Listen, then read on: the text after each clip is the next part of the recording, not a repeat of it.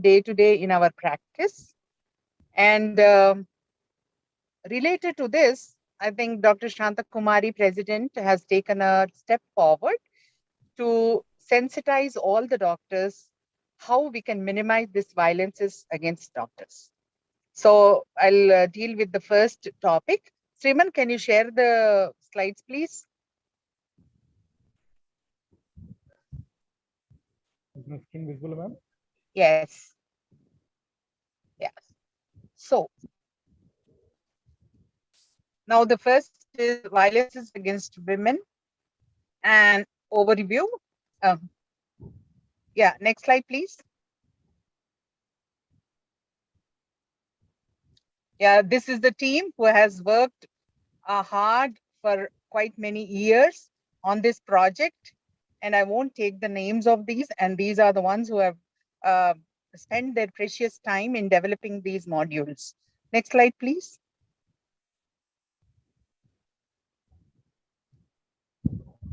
So now gender-based violence is the most pervasive, yet it's least visible in human rights violation in the world.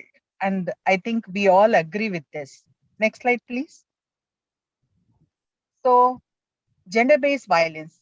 Now, I request all of you to put your responses in the chat box. What forms of gender-based violences are experienced as women and girls? Where can women and girls experience gender-based violence? Then which age group may experience gender-based violence?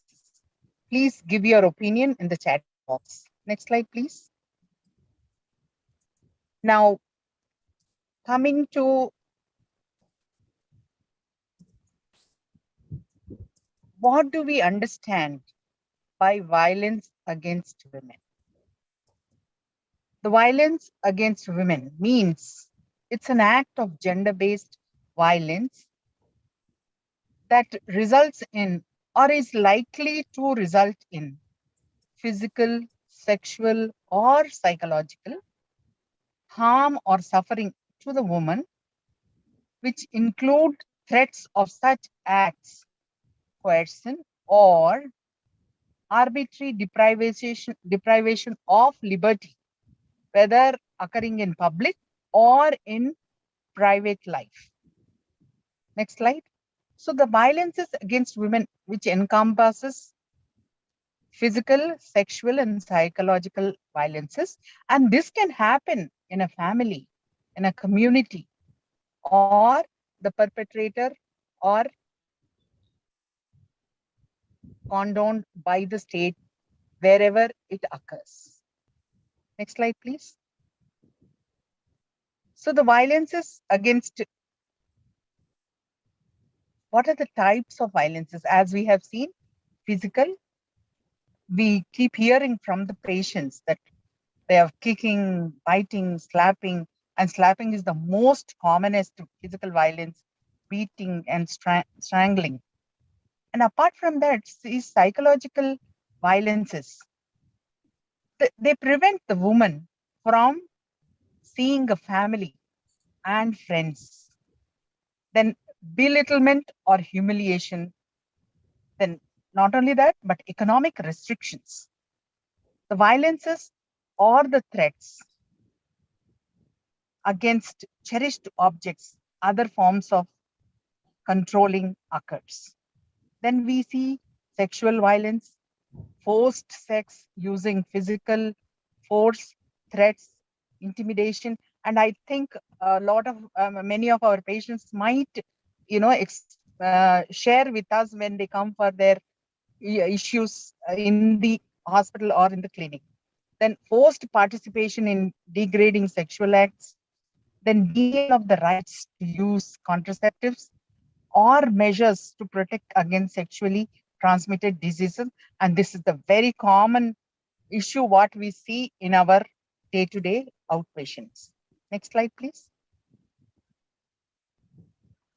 So all over the world, we see these gender-based violences, and we in our country, it is 37.7%. And this is the picture of intimate partner violence, which is shown by the WHO in 2010. Next slide.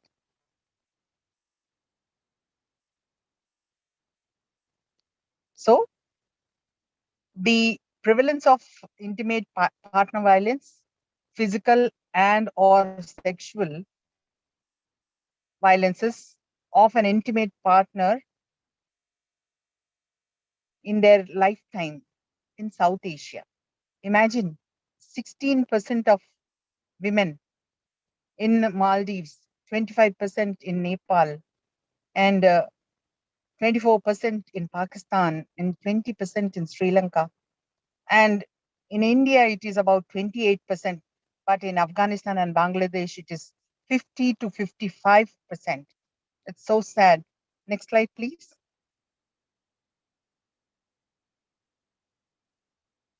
Now, gender-based violence is underreported. Is what we are seeing is just the tip of the iceberg, and it is 40% of the women experience gender-based violence previously disclosed to someone, but only 7% report to a formal source. Regional variation is 2% in India and East Asia to 14% in Latin America and the Caribbean. Next slide, please. So the cycle of abuse. We all know in pre-birth, there is female feticide. Then adolescence, we have this gender-based violence, gender bias. Then we see girlhood in the boy is given more importance. Then in infancy, we have seen that even infanticide is so. Even today in this era, we see still the infanticide of the female. Next slide, please.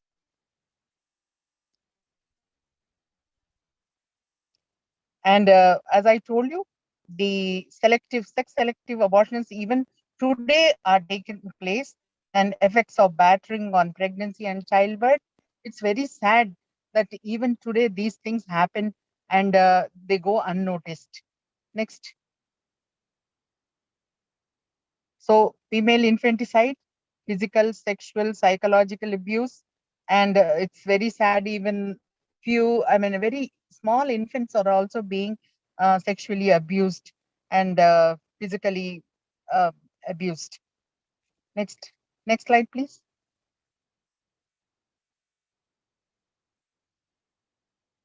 Sriman, next. Madam, this is a topic, Yes. madam. So yeah, child marriage is still common, though the government has capped that minimum age for the child marriage. Female genital mutilation still happens. Physical, sexual, and psychological abuse, incest, and child prostitution, pornography is so rampant. Next.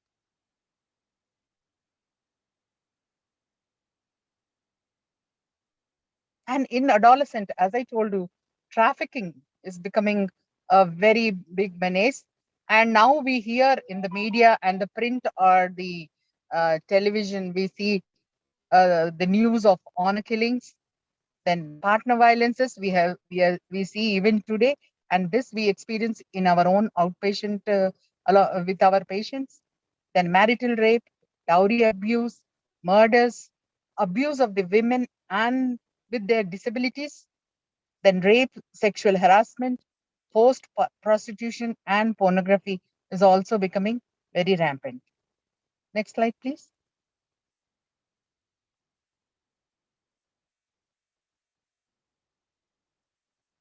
Then forced pornography, acid throwing, and in fact, in our school Dheera program, we have come across that the acid throwing, the and act also has been implemented.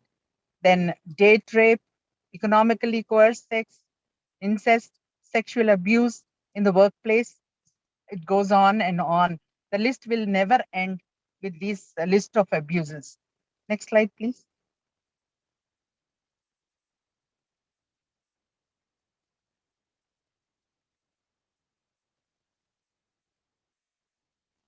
20% of women experience childhood sexual abuse.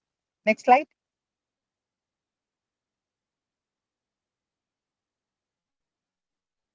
No, I can't see this. It's gone, Sriman. Slides. Sriman? Yes, madam. The screen is frozen, it seems, Sriman. Yes, madam.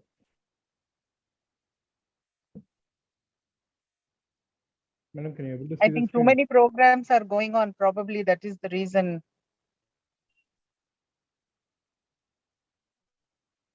I think the boxes are appearing one by one, so you can go on next, Sriman. Okay, ma'am. You already clicked the box, madam. Yeah, Yeah. so you can move to the next slide, maybe. Yeah.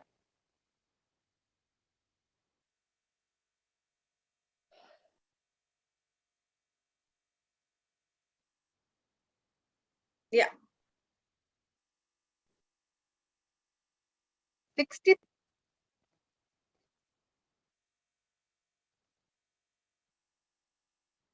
Yeah. So, health impacts of this gender-based violence on the individual. I think it's really disheartening to know that how it is going to impact the woman. Then acute physical injuries, shock, diseases, infections, weight gain or weight loss, and regressive behavior, and not eating or eating all the time, we see. And then chronic physical or disabilities, then chronic pain, gastrointestinal disorder, eating disorder, sleep disorders, chronic fatigue, then reproductive,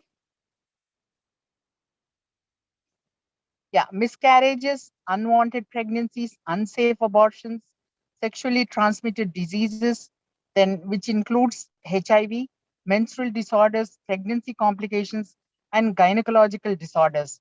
These are the various impact of this gender-based violence on the woman.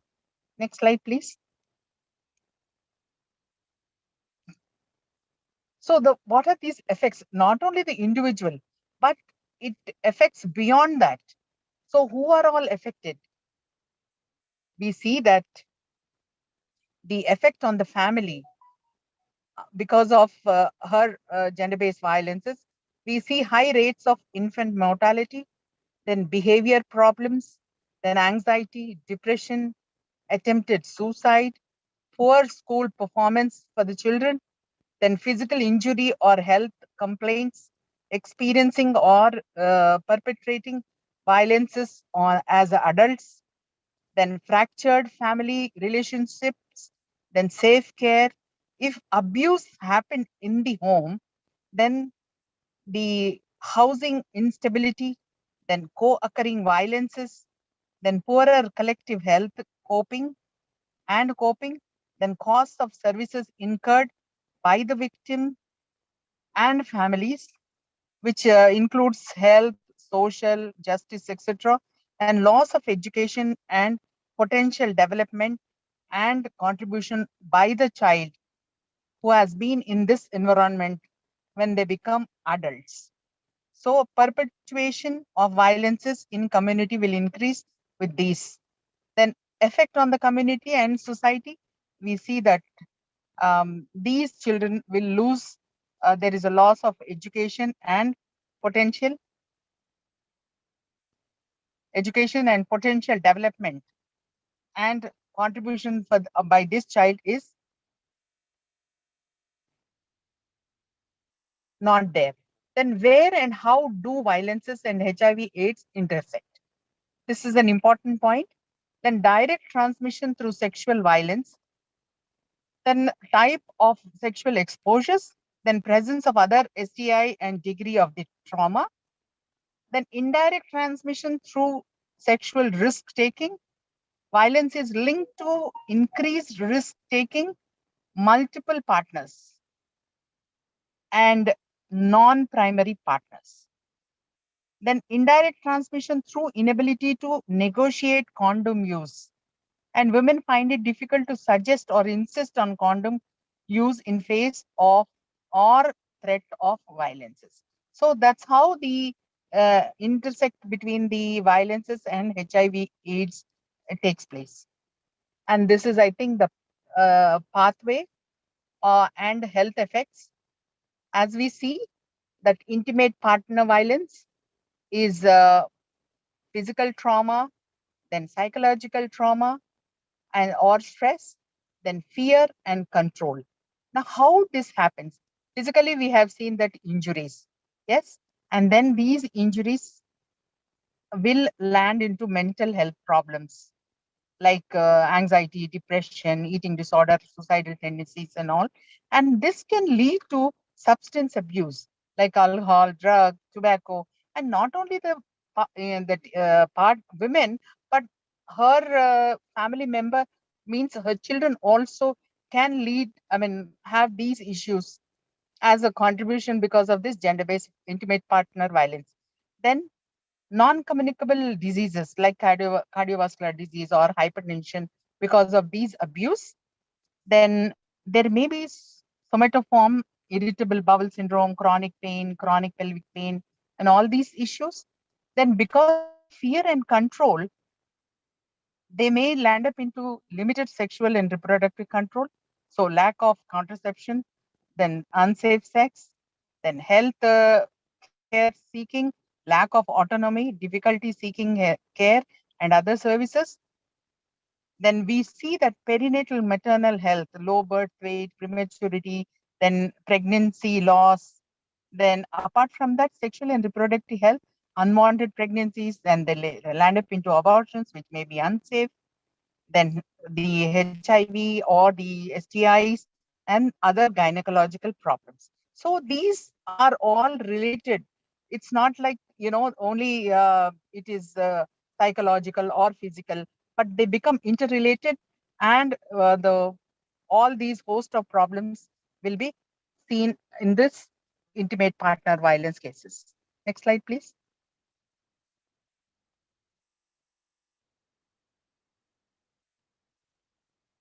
Next slide.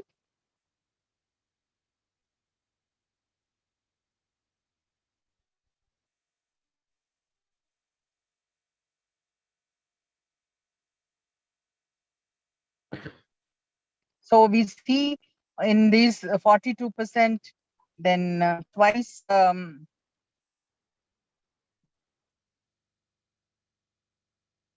we see this mental health, then these psychological trauma and all this twice it is seen, and 16% more likely to have a low birth weight babies, and 15 times is the more likely to acquire HIV, and we see that 1.5 times more likely to contract STI infections like syphilis, chlamydia, or gonorrhea. So these are the effects of this gender-based violence on the health. Next slide. So now coming to, after talking about all these things, let us see the state of myths or facts. So coming to the first statement, intimate partner violence is more prevalent among poor women and girls. Do you agree with this? You can just type it in the chat box, your answer. Yeah, next slide.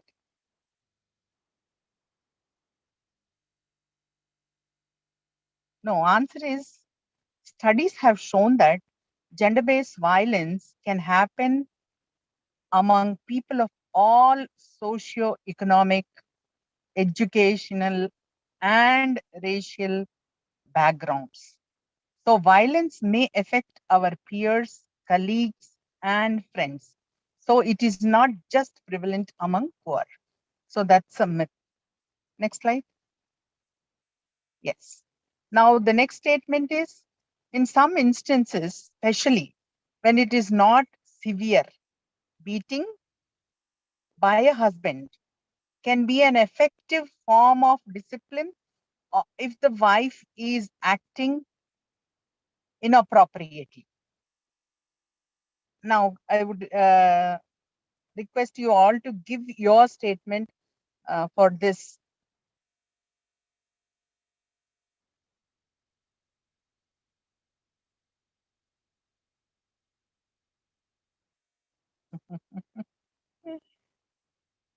Yeah, give me the next, Shriman, next slide. Yes. So, answer is that gender-based violence is a serious human rights violation, health and development issue impacting survivors, their families, and the health and development of entire communities. It's just not beating, even psychologically, economically also. If there is a violence, it is a violence and it is human rights violation. Next slide, please. Now, the next is majority of sexual violence against women and girls is perpetrated by strangers. Do you agree with this?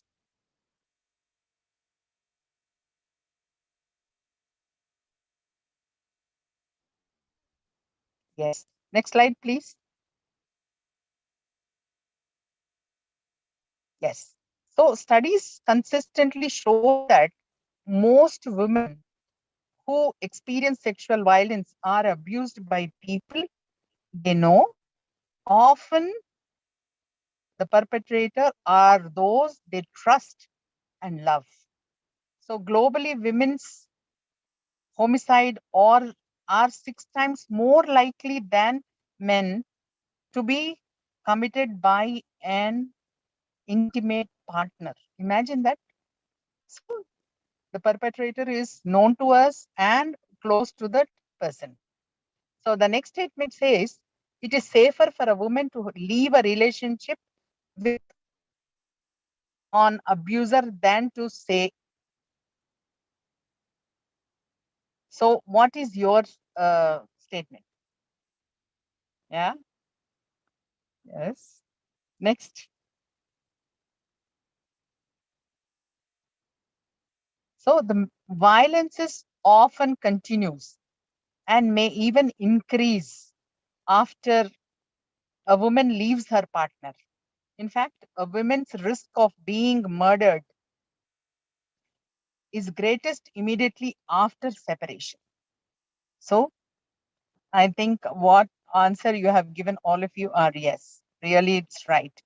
So gender-based violence is a serious human rights, health, and developmental issue impacting survivors, their families, and the health and development of the entire communities.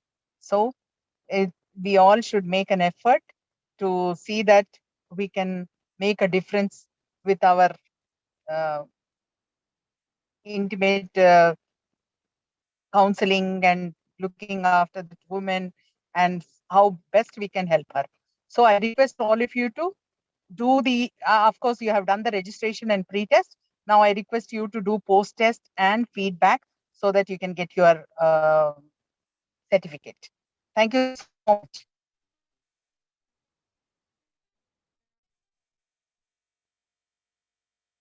So I think next topic is Sriman, who's going to take the next topic? Sunita, you're going to take. Thank you.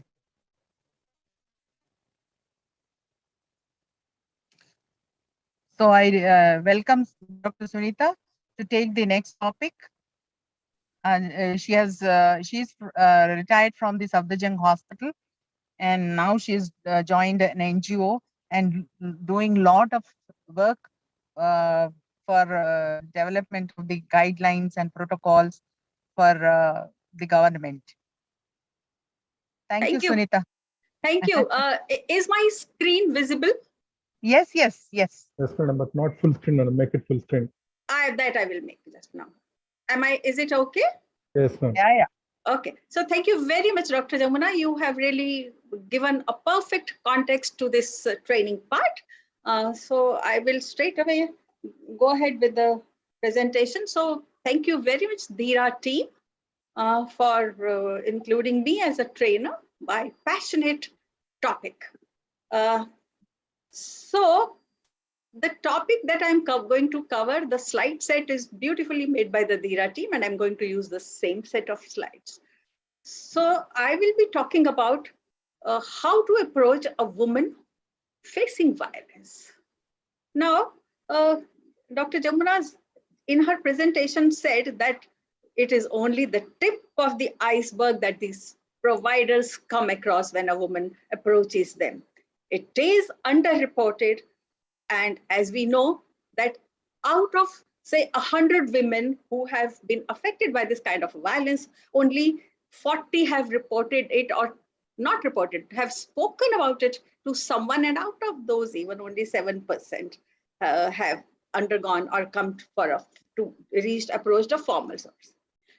So how many barriers they have to cross? Now, if I may ask you that, why do you think that women who survive of sexual violence, why do they do not seek help? If you can think of any reasons, please put it in the chat box. But the studies and experiences have shown that it is the women, the victim, blames the attitudes of the providers. We, the providers, I'm underlining this. They have a kind of a fear of shame, they have a stigma, and they believe that the provider will not be able to provide confidentiality into something of this kind, which incident which has happened with them. And some of them think that the services that the provider is able to provide or will provide are inappropriate or not useful or not prioritized by the survivor. And then it is also many times thought that no, even if you approach an authority or something, there will be an impunity of the perpetrators. So these are the reasons. So if you have any other reason which comes to your mind, please do put it up in the chat box. Now, so as a provider, we will help, of course, we can only help those who approach us. But otherwise, who do you think can play a role to help the survivors, and how? Family, friends? Yes. Community? Yes. Individual survivor, that is self-help? Yes. Service healthcare providers? Yes. But I think the provider's role may be limited to those who are women who are able to reach their clinic. So let us see how a family, friends, and community help. So you see, the recovery from violence depends on the extent of support received from the loved ones. So if the family or the friends or people in the community start rebuking the victim, what is she going to do? It will further deepen her grievances. The health professionals, we can engage with the family and discuss the ways of promoting survivors very much well. It should be discussed with all caregivers that survivors should not be held responsible for the assault. Nobody should tell her, why did you wear these clothes? Why did you go out in the night? Why you did this? No, it's not her fault. So this is an important thing. Child sexual abuse, parents may experience anger, confusion, guilt in the sense that they've not been able to take care of the child properly. They start blaming themselves, but that is not the way out. So to reiterate that it is the perpetrator who misused their position. So this is important. So now let me, in the next few minutes, I will just, touch upon what we can do as healthcare providers. So since we are all service healthcare providers, all women are likely to seek services from healthcare providers at some point of time in their lives. Healthcare providers are often trusted by women and serve as role models in the community. Violence is an underlying cause of injury and ill health. What more can healthcare providers do? They can create an enabling environment, build trust. So what can they do? They can speak to the survivor in a private space, recognize her courage and reaching out to us as they have overcome so many barriers. Recognize the dilemma faced by the survivor in reporting violence. Do not label non-reporting to police as false case. Assure the survivor that the treatment will not be compromised. Inform the survivor of available resources, legal rights, so that they can take an informed decision. What does this mean? It means that as a provider, your role is not just to provide the medical or the clinical treatment. You should also be able to guide them, to refer them to the legal sources or other helpful places where they can seek further help. So this is also important, which an important point which the healthcare provider should share with the survivor. Now, coming to now the examination or history taking part, the health professional should prepare the survivor for an internal examination. There's a huge stigma about internal examination, and I will come to this in my next examination part. I will talk about it a little more. As healthcare provider, we need to explain to the survivor the various stages of the examination. That is, this is what I am going to do, 1, 2, 3. So everything, all steps, it should be demystified, it should be completely unpacked. What steps are we going to take? Then, in case there's a need to refer for further images, like X-ray or ultrasound, age estimation, etc. So whenever there's a confusion about age, the provider may have to ascertain the correct age, because it's very important legally, particularly in adolescents and children. Pregnancy part is also important documentation. So the rationale of why are you doing this, why is it important for the woman and how it is going to help her, it is the provider's duty to explain all this to the woman.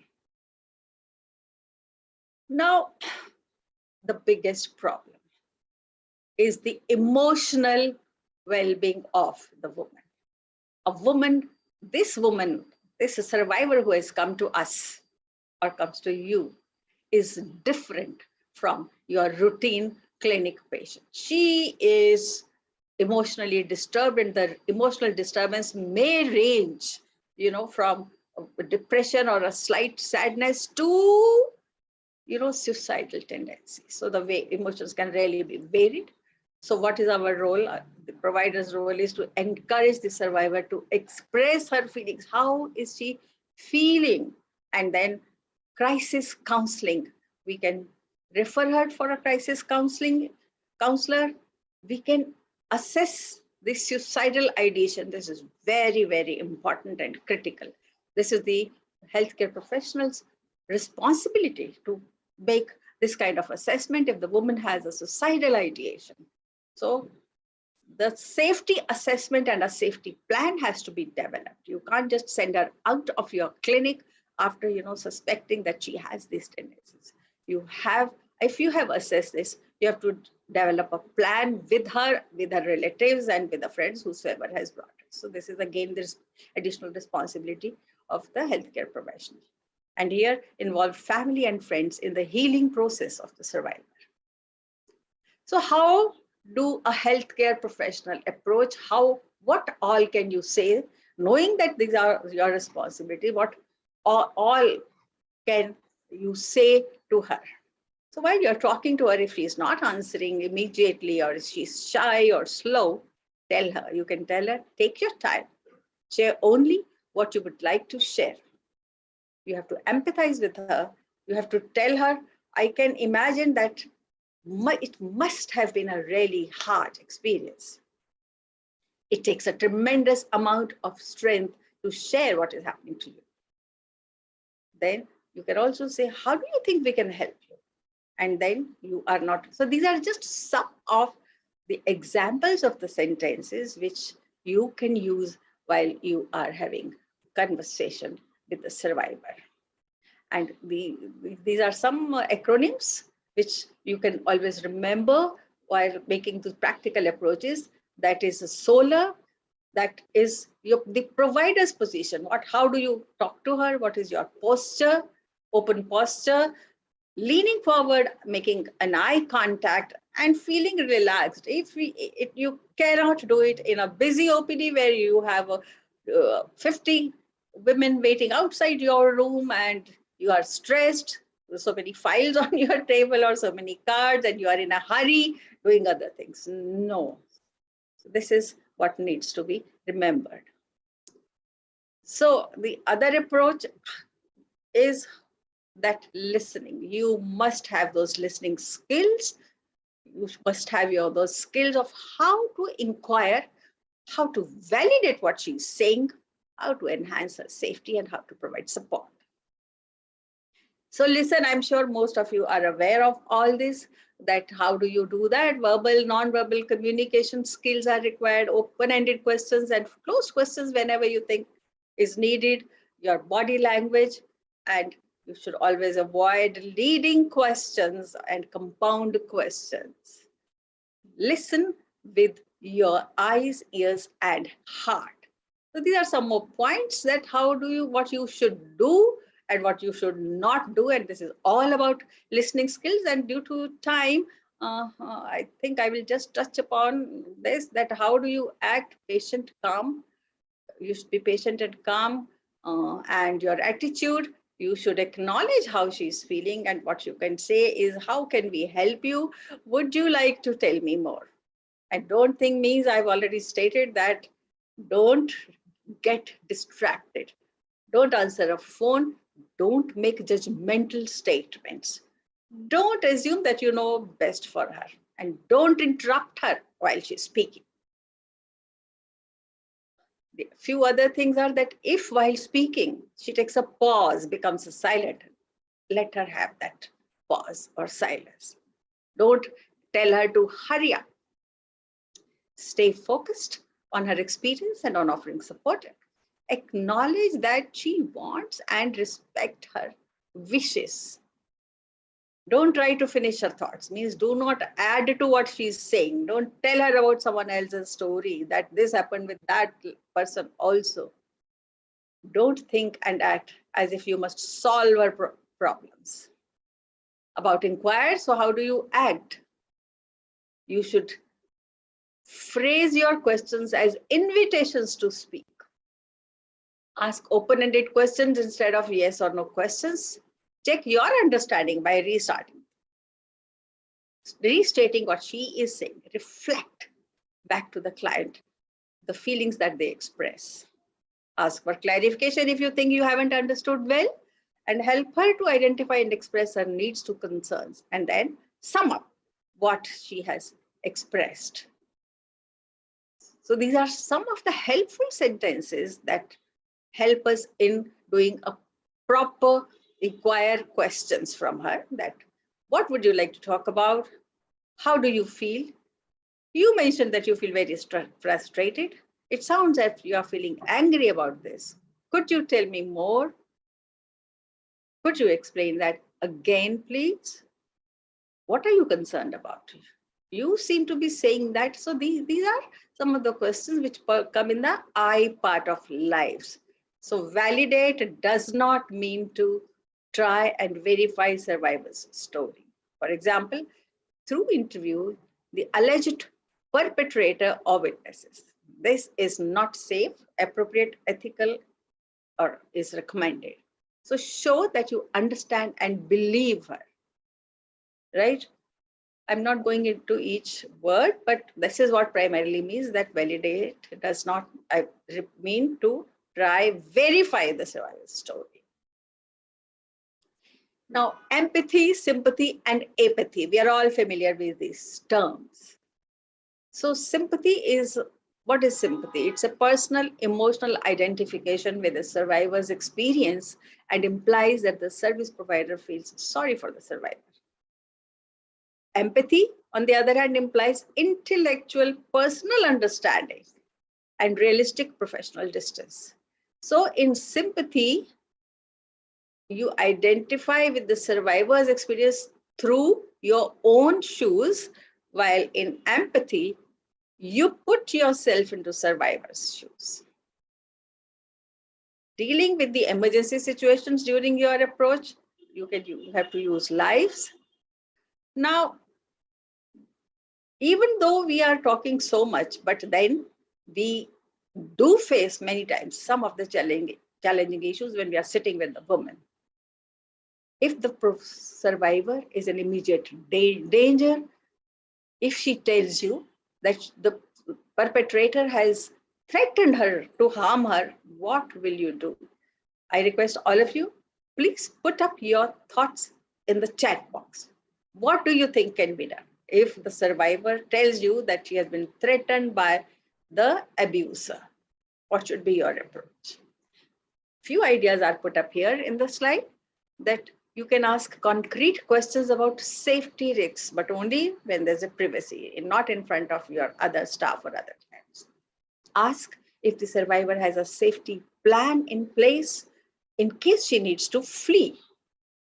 Discuss the potential strategies for being able to leave her situation safely. And provide a referral to a GBV expert agency for additional help if possible. So in the next set of slides, presentations, you will learn more about it. So as a provider, it is not your sole responsibility.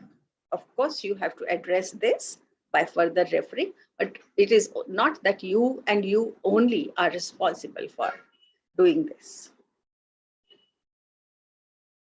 The other challenge could be the suicidal tendencies. So you must be able to recognize the signs of depression, the suicide risk. Do not be afraid to ask, are you having thoughts of suicide? Take it seriously if she says yes. Do not leave the suicidal survivor alone if there's an immediate danger. Always consult a colleague or a supervisor if you're a junior person on how to refer or manage suicidal survivor. Never make a decision on your own. Provide a referral to a GBV expert agency for additional help. Again, as a provider, it is not your sole responsibility. Now, ignoring violence can do more harm. So you see here, provider behavior is written on one side and possible consequences on the other side. So blames, if provider blames or disrespects women or girls, it inflicts additional emotional distress or trauma. If provider doesn't recognize GBV behind chronic or recurring condition, women will receive inappropriate, inadequate medical care. If the provider fails to provide post-rape care to address GBV in family planning, STI, HIV care, there is a risk of STI, HIV, unsafe abortion, and more violence. Now, most important, if he breaches the privacy and confidentiality, partner or family members becomes violent after overhearing the information. And if the provider ignores the signs or fears of emotional distress, women is later injured, killed, or may commit suicide. Now, in this slide, there is you see a cartoon here where you may be his excuse, but you are never the reason for his violence. Women are not responsible for violence. Now, what can a provider do? So this is a comment you can read from this, that the doctor helped me feel better by saying that I don't deserve this treatment, and he helped me to make a plan to leave the house the next time my husband became. Warm referral practices help women reach further care. So referral practices is very important. Mental health and support system linkages, this will be discussed further. So in the next session, so legal, justice, and psychological support, counselors, health related, and security. These are very, very critical components. So this is what we will be doing in the next. So this is all for as of now. Thank you. And Again, registration and pre-test, post-test and feedback form. Please complete this. Thank you.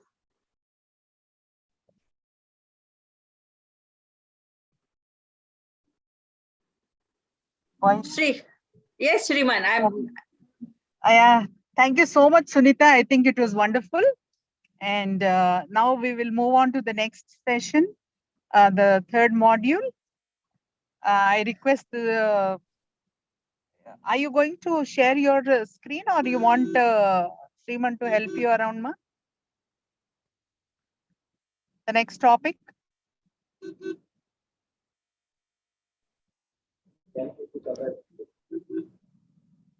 Sriman, Yes, madam. who is the next speaker? Dr. Archana Kumar, madam. Archana Kumari, are you going to share your screen, Archana? Or you want Sriman to help you?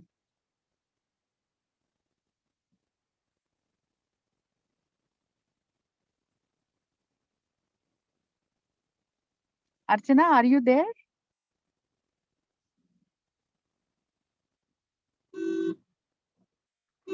Oi.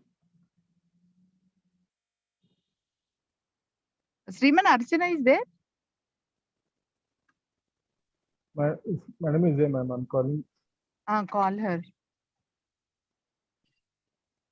Maybe there is some connecting issues.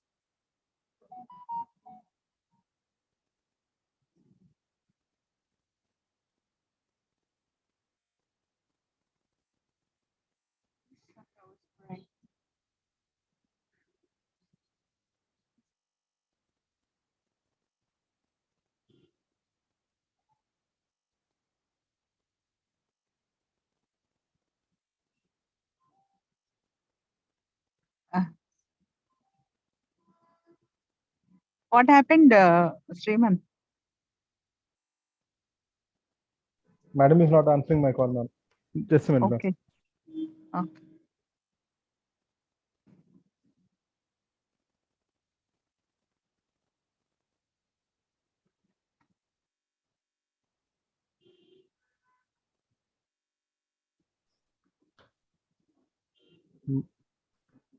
Madam had answered my call, and Madam will join in few minutes, ma'am. So I think so far we have seen the issues of gender-based violences, the overview, and Dr. Sunita has explained to us what is our role, which is very, very important.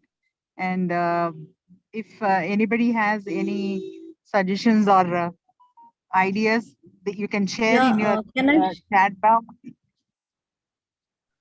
Can I share my screen? Okay, Archana. It's Archana, welcome. Thank you, ma'am. Actually, there's some Okay. issue. So Archana will take the third module. So please go ahead with it. Yeah, I wanted to share my screen, but it is telling host disabled participant screen sharing. Madam, I made you co-host, madam. Now you try, ma'am. Okay. He made you co-host his Teams, Archana. Yeah, ma'am.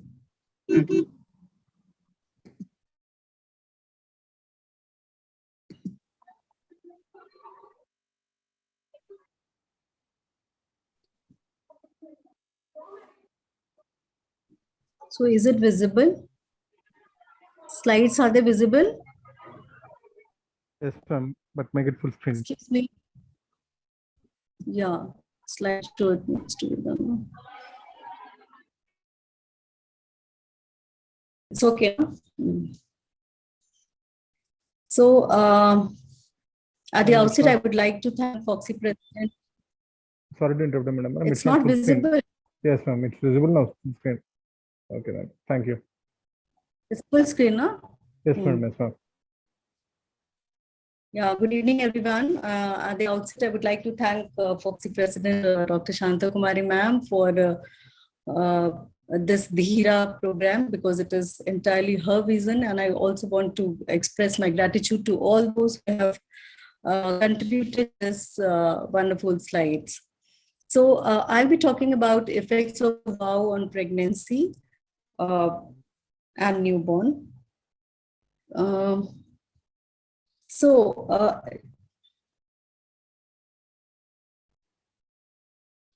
Have you ever seen any patient in your OPD who has been victim of violence or abuse? How do they present? How have you diagnosed? And what are the common clinical presentation? Can you recollect a case scene? Yes, if we ask these questions, many a times a case scenario will come to our mind. So we all know that the causes of maternal death could be severe bleeding, infections, eclampsia. There are 6 causes, 3 delays. All of us know about this. And 90% of the death, maternal death, are avoidable. Postpartum period, most of the death occurs about 60% and 50% occurs in 24 hours. But what is behind these causes? So sometimes high level of violence during pregnancy is quite often it can be the violence during pregnancy, which could lead to maternal death. So here is a story of a woman who was interviewed in Peru. He hit me in the belly and made me miscarry 2 babies. I went to the hospital with heavy bleeding and they cleaned me up.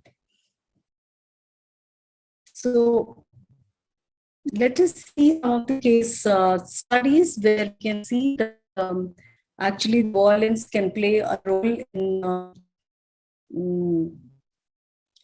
sometimes it can lead to maternal mortality and of course morbidity. So here's one. A primate with PROM had a prolonged and obstructed labor, presented with ruptured uterus and in shock, and of course the other died. There was maternal mortality. So on retrospective history revealed that there was history of brutal kicking on the abdomen by the husband, and she was pushed violently, falling on a sharp edge, so that led to her death. So isn't it a death due to violence? Another case, 3 para 2 life 2 with 2 previous LSCS. She presented APH shock and it was placenta accreta. Of course, hysterectomy had to be done with 10 units of blood transfusion. There was bladder environment. What precipitated the bleeding? It was again the husband on the abdomen. Another case, a woman with severe preeclampsia, unconsciousness, and this was a case of eclampsia with CVA leading to maternal mortality and a case of death due to eclampsia. But actually, it was a case of violence by a husband because postmortem fractured skull and cerebral hemorrhage, and so it was a direct death due to violence. So the hidden violence masquerading as maternal disorder, these are the examples. Another case story, Gravida 3, Para 2, Life 2, previous LCS, full term. She had a rod implanted, a fractured femur, hip joint, collapsed in front of the hotel, brought to the hospital in 101 in active labor with severe hypertension. Emergency LSCS done after giving consent by RMO because she had come alone. So again, this is, she was actually pushed, it was a case of violence because she had been pushed from 2nd floor 3 years back, resulting in fracture, and now she was abandoned in labor. So here's another case study.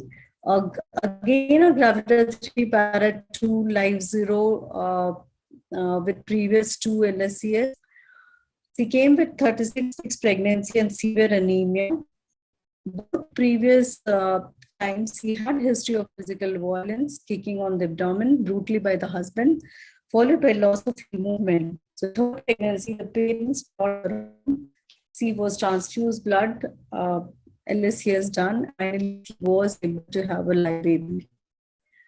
Now, case study 6, another 6th case study shows that she was a case of Gravida 6, Para 2, Life 2, abortion 3, previous 2 LSCS, 3 induced abortions, acute hemorrhage, shock, sepsis, incomplete abortion.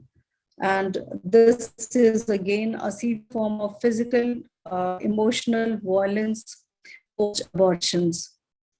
And there was a history of domestic violence, which was brought out only after screening. And of course, he has to be given 4 units of blood transfusion. So this is a picture which shows that she had stab injury, husband was intubated, laceration of the face, and these are perforation of the uterus. So ultimately, the laparotomy was done, and the rent had to be repaired. So the obstetrician gynecologist, a specialist stakeholder in women's health, and we occupy a unique position in order to assess and provide support for women who experience violence because of the nature, because of the virtual nature of patient-doctor relationship. So there are many opportunities for intervention for us gynecologists that can occur during the course of adolescence, pregnancy, family planning, examination, and other women's health visit. So how to elicit history of domestic violence or violence? We can ask indirect questions. The following may be helpful. Is everything all right at your home? Are you getting on with your partner? And what are the screening tools like abuse assessment screen, humiliation of rape, that is hard screen, hit screen, the time for hurt, insult, threatened screen, ongoing abuse screen, ongoing violence assessment tool, violence screen, slapped, thrown, and threatened screen, women abuse screen tool, women experience with battering scale. So 2018 recommends that all health personnel or professionals should be trained in first-line response to family violence. The steps are to listen, that the steps are lives actually, L for listen, I for inquire about the needs, validate the person's experience, enhance safety, and other ongoing support. Universal screening or routine screening, that is asking all women at all healthcare encounters about intimate partner violence, is not recommended. However, WHO guidelines identify antenatal care as a setting where routine inquiry could be implemented if the provider are well trained on a first line response and minimum requirement are met. Ensure safety. The evidence on benefits and potential harm of clinical inquiry and subsequent intervention is lacking or uncertain. A minimum condition for healthcare providers to ask women about violence is that it must be safe to do so, that his partner is not present, and that the identification of intimate partner violence is followed by an appropriate response. Detailed guidance on responding to IPV and sexual violence against women can be found in 2013 WHO clinical and policy guidelines. So that is how these are the effects which violence against women can have on women. Please do fill the post test and fill the feedback form. Thank you.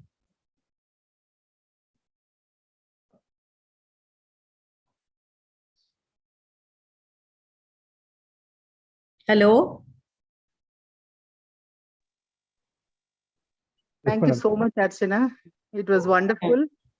I think, when we hear about these issues, it's really so disheartening, heartening for all of us that women have gone through such situations. And in fact, these are the real facts and these are the real cases which happened. And in fact, in Hyderabad, there was a study was done on intimate partner violences and the effect of it on the health of the woman, especially in the pregnant women. And they have done about, I think, 125 cases. So now I think we will move on to the next topic, Sriman. So as we have seen that the effect of the gender-based violence and intimate partner violence on pregnancy and the newborn, Now we come, as we have understood in the beginning itself, it has definitely mental health issues related to these women who are suffering the violences. So now we will talk about these mental health issues. Next slide, please.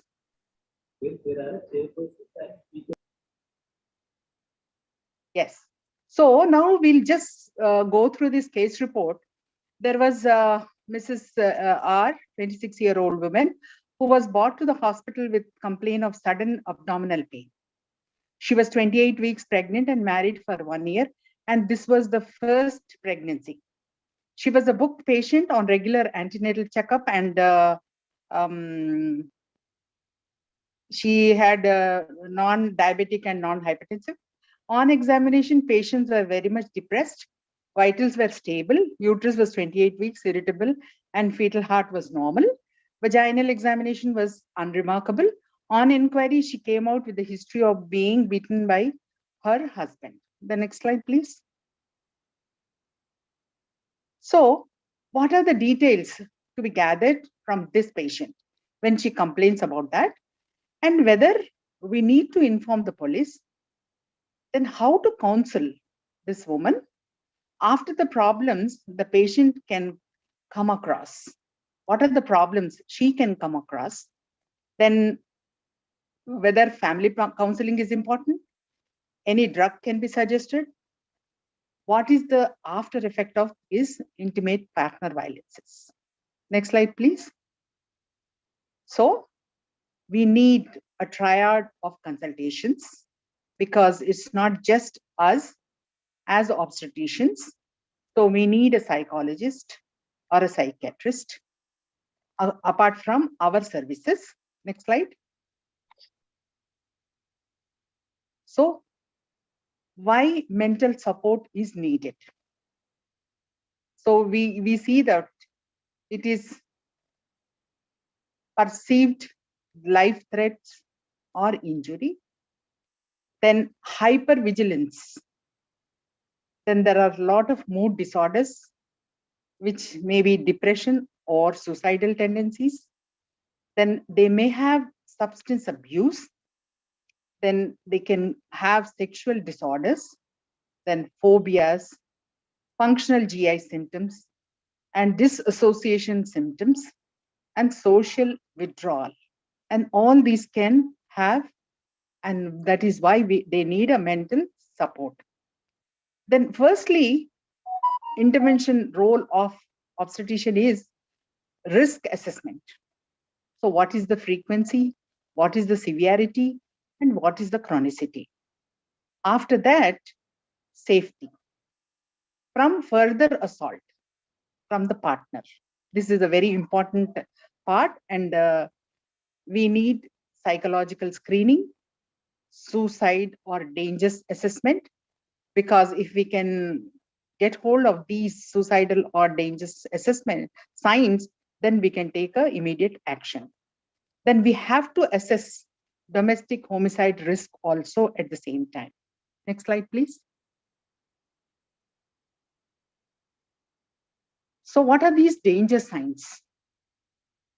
The frequency of, then presence of severity of injuries, then alcohol misuse, then not only that, but threatening to kill herself, then sexual violences, then suicidal ideation in women, access to weapon, then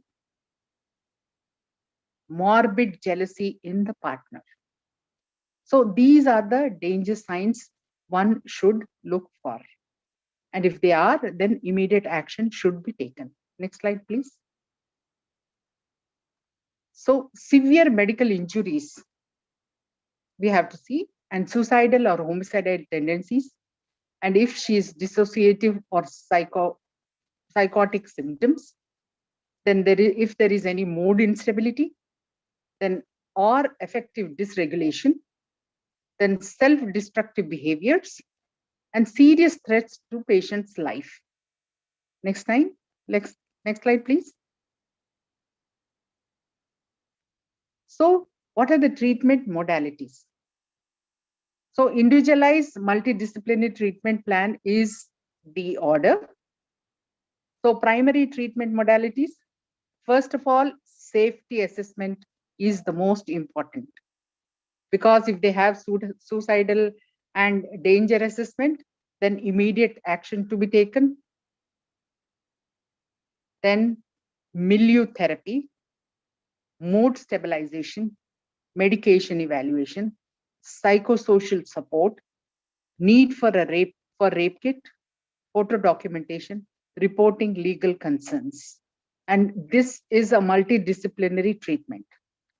Then if there is trauma, then one should refer to the trauma recovery clinic, wherein the objective of this recovery clinic is so you can enable the survivor to come to terms with trauma, reclaim lives by reducing emotional symptoms of trauma, then enhance her self-esteem and resilience, then improve social support by the family and friends or anyone who's close to her, then prevent re-traumatization.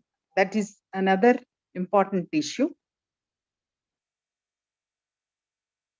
Then conduct awareness and capacity building programs for psychologists and counselors. Then we can have such clinics in any multidisciplinary centers, which is the need of the hour. For example, clinic which is started in 2014 at Nimhans. So next slide, please. Now, what is the psychosocial impact? They become helpless. Then there is a progressive erosion of confidence, and there is self-esteem, which is caused by the abuse. And most of the time we see that they feel guilty and they're ashamed and they get isolated. Then there is a traumatic bonding, paradoxically strengthen the emotional ties to perpetrators. Then physical separation, which is due to increased risk of homicide. Then there is decreases coping of ability in victims. So these are the impact which are seen. Then comes what is the role of the psychologist? Of course, they are the people who can play a main role in the treatment. So post assault psychotherapy, then cognitive behavior therapy, exposure therapy, then variant of cognitive behavior therapy helps the victim to emotionally process assault by decreasing fear to memories or cues of the event. Then brief trauma focused CBT, then accelerate the recovery in victims in acute cases. Next slide, please. So STARE, it's nothing but skills training in effective and interpreted interpersonal regulation. So what we do in this psycho education about the impact of trauma on emotions and relationships. Apart from that, emotion regulation skills. Then effective expression of negative emotions. Then interpersonal skills related to appropriate assertiveness. Then development of flexibility in regard to interpersonal expectation, actions and reactions. So treatment also includes recognition of achievements during treatment and exercises in, I can't see the next line. Next slide, please.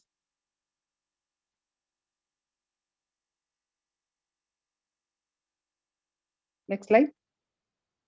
Yes. So interpersonal psychotherapy, IPT, it has shown to be an effective non-exposure based treatment. So many PTSD symptoms reflect interpersonal difficulties, such as emotional withdrawal from relationships and individuals or interpersonal deficits. So persistent loneliness is what we see, and sometimes this may result in interpersonal hypervigilance also. Next slide, please. So interpersonal psychotherapy, other newer psychotherapies, which include cognitive processing therapy, that is CPT, then eye movement desensitization reprocessing, then hope means helping to overcome PTSD through empowerment, then relapse prevention and relationship safety. These are the newer therapies which are included. Next slide, please. So psychological therapy, where women experiencing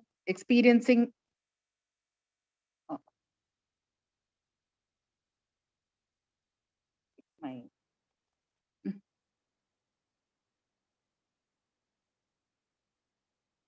I think my screen has gone. So women experiencing intimate partner violences, which are related to depressive disorder, or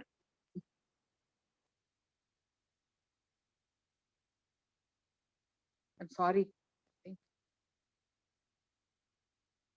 Oh.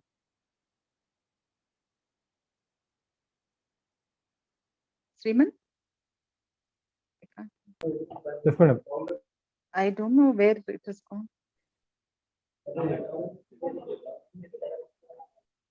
You're there in the meeting only, ma'am. I don't know that whole thing got.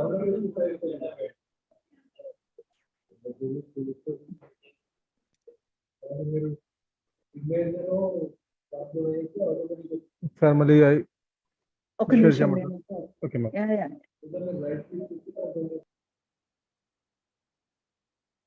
One minute, I'll just, I think it got disconnected. Yes, ma'am.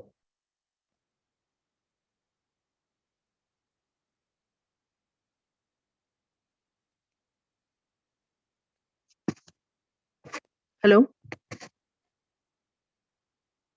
Yes, ma'am. Sorry, sir. I don't know.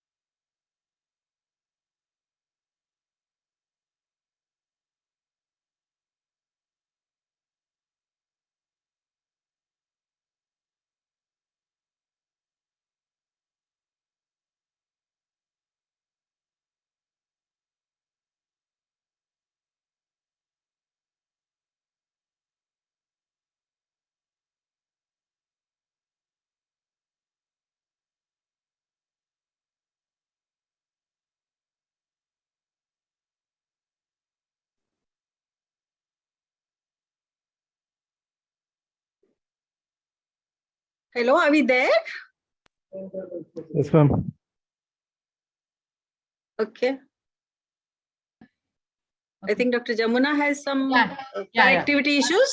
Yes, no. Yeah. So women experiencing intimate partner violences related depressive disorder or alcohol disorder, they should receive mental health care as per WHO Mental Health Gap Action Program, which is an intervention guide 2010 delivered by healthcare professionals with good understanding of violence against women. So CBT and EMOR interventions, which are delivered by healthcare professionals with good understanding of violences against women, are recommended for women who are no longer experiencing violences or suffering from PTSD. Next slide, please. So what are the WHO recommendations for depression and other emotionally or medically unexplained complaints? So now we see that role of antidepressants and benzodiazepines, then duration of treatment, brief restricted psychological interventions, then relaxation, training and physical activity, psychological support, and after recent traumatic event.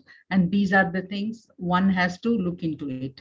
Next slide, please. I'm not going into those details of the drugs and all. So we should have a men group treatment therapy at the same time, so that encouraging women to take personal responsibilities for violent behavior and challenge attitudes on belief around the use of violence in a relationship, then developing skills for reacting non-violently to others, then increase the awareness of dynamics involved in use of violences. And at the same time, I think we should tell how it is going to impact on the children and the other family members also. Next slide, please. So in conclusion, what mental health is an issue in violences against women affected, and women and thus needs to be treated along with physical health. Next slide, please. So we see that how mentally all these effects are seen in these violences against women survivors. And I think we need a multidisciplinary team to help these women and support them. So I am sure that we keep repeating that post-test and feedback is a must, so that you get your certificate. And at the same time, feedback is important for all of us. Thank you so much. So we move on to the next topic. Sriman? Yes, madam. Yeah. Monica, madam. Yes.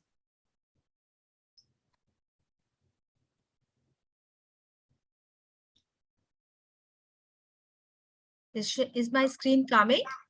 Yes. No, ma'am. Monica. Yes, yes, ma'am. I'm there. I'm very much there. Yes, But yes. Thank you so much for joining, despite your busy evening clinics. Thank you so much. Thank you very much for giving me this opportunity to speak on. I'm really thankful to the Shanta Kumari ma'am and her team, especially Dr. Kiranmai ma'am and Dr. Ajay sir for giving me this such opportunity to speak on such a good topic. Dheera is really a good program and initiative taken by our Foxy, especially by our ma'am. Yeah. Right. You can go ahead, Monica. And my screen is, I'm not able to share my screen. It is coming that host has disabled me. Sriman, can you make I her host? I made a course, ma'am. Either you do it or I will do it. I made a course, madam. Now you can try.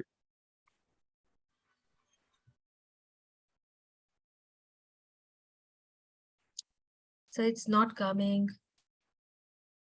Oh, I did something wrong.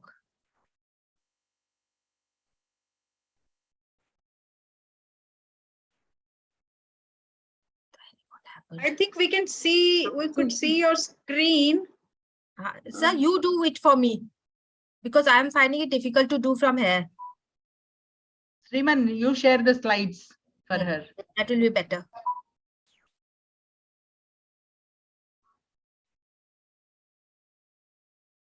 Sriman? I'm doing. Yeah, please share the slides. Is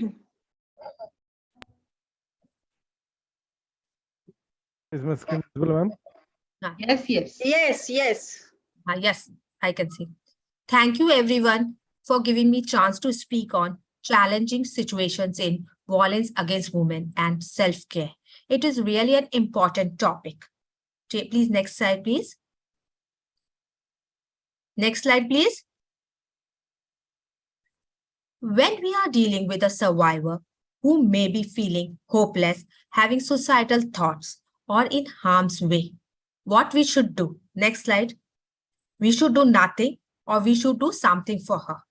In all the day art clinics as a gynecologist, we see the patients and they tell us that they are being threatened by their family members, mother-in-laws, who is constantly pressurizing them to divorce her husband or are facing some violence because they are unable to bear a child. She feels hopeless and wants to give up. Whether we should do something for her or we should do nothing. What is your opinion? Next slide. Next slide. Few ideas are: be able to recognize signs of depression and suicide risk. We should recognize what is her problem, why is she depressed, and we should never be afraid to ask whether you feel suicidal tendencies, you have thoughts of suicide. If it is, we should ask directly. We should be very serious about it. We should not ignore the point. And when the patient is serious, she tells she is having suicidal tendency, we should never leave her alone because there is immediate danger. And we should also take help from the other people and inform the other societies ki she is having a suicidal survivor and never should make a decision of our own. This is for our own safety and well-being.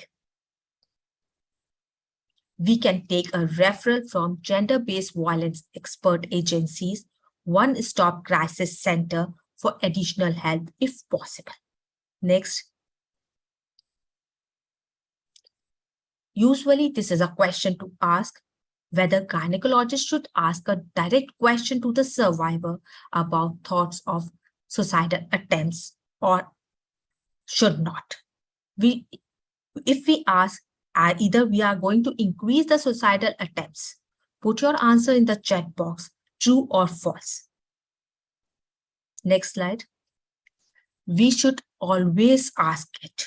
We should never leave the patient alone because asking her about her problems will make her secure. She will feel understood and it will reduce the woman's anxiety and the thoughts of suicide. Next slide. If the survivor tells us that their abuser has threatened to harm them, what we should do? We should do something for her or we should do nothing. You can give your answers in the chat box. A few ideas are: we should ask about the safety risk, but it should always be in the privacy. Patient should be all alone with us because she can have danger even from her close relatives. We can ask about the safety plans, whether she has got a safety plan at the backhand of her hand. When she is in the danger, can she flee? And what are her strategies? She had made any strategies to discuss potential strategies for being able to leave her situation safely. Whether she is able to leave safely, she is having any safety plan, she is having any safety risk, and if there is need, we can provide a referral to gender-based expert clinics. One of the most helpful techniques for helping a survivor to get out of an overly emotional state to ask them closed-ended questions that require them to think. And what are the closed-ended questions? They are having their direct answers. Shift them from an emotional to the thinking state. And we require very short answers from them and only return to open-ended question when the survivor feels comfortable and have some degree of emotional control. I'm giving some example of close-ended question which we might ask in these type of situation. We can ask, how many kids do you have? Are they in the school? What are their age? In which class they study? And the answers are very direct and very short. And when the patient is emotionally stable, we can ask for the open-ended questions. Next. Now, what are the challenging issues when dealing with the survivor who is mentally ill? We should state clearly who we are and what is our role. We should say, I am your doctor and I am there to help you. Be empathetic, non-threatening, and sincere in your intention to help. We should be very sympathetic toward the patient. Patient should feel comfortable with us. Only that she is going to open up with us. Give honest and factual answer when it is necessary. And when we don't know something, we should admit that I don't know. Do not belittle concern which the survivor raised. Otherwise, she is not going to tell us her problem. Do not give advice as to the handling of their psychological problems. Attempts to be supportive in comments and gesture. We should not make her feel that we are not sympathetic towards her. Do not assume mentally ill people should know better, or on the other hand, that they need to be told what to do. We should be very careful before making any assumptions. We should not make assumptions. We should always be factual.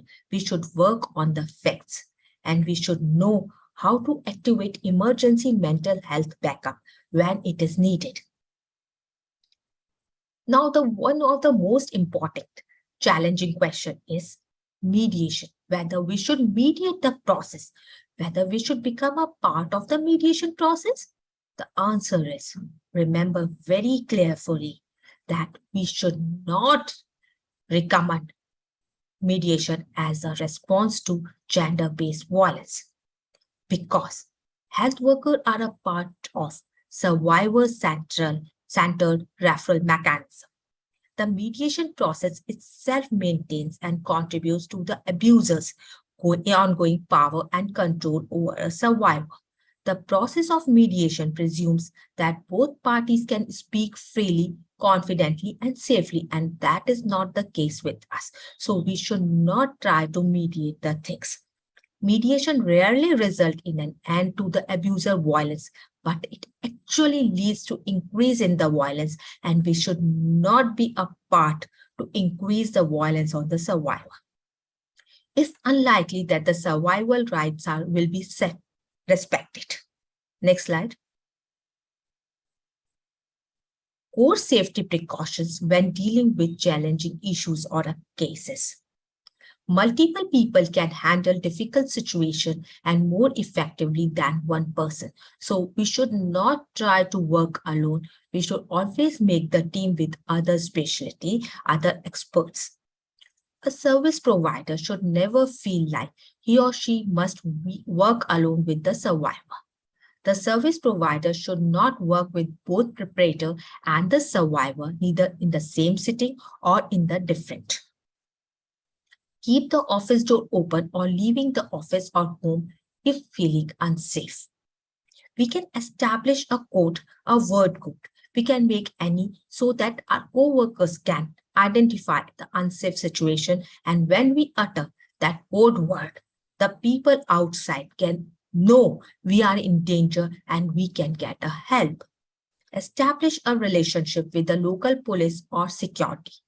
Use buddy system at work and to and from work, and if doing home visit especially. Use supervision to address security concerns. A group of people can address security more efficiently than an individual. So always try to be a teamwork and don't do anything individually. Next slide. Now, what is the self-care for the provider? And it is really critical for us.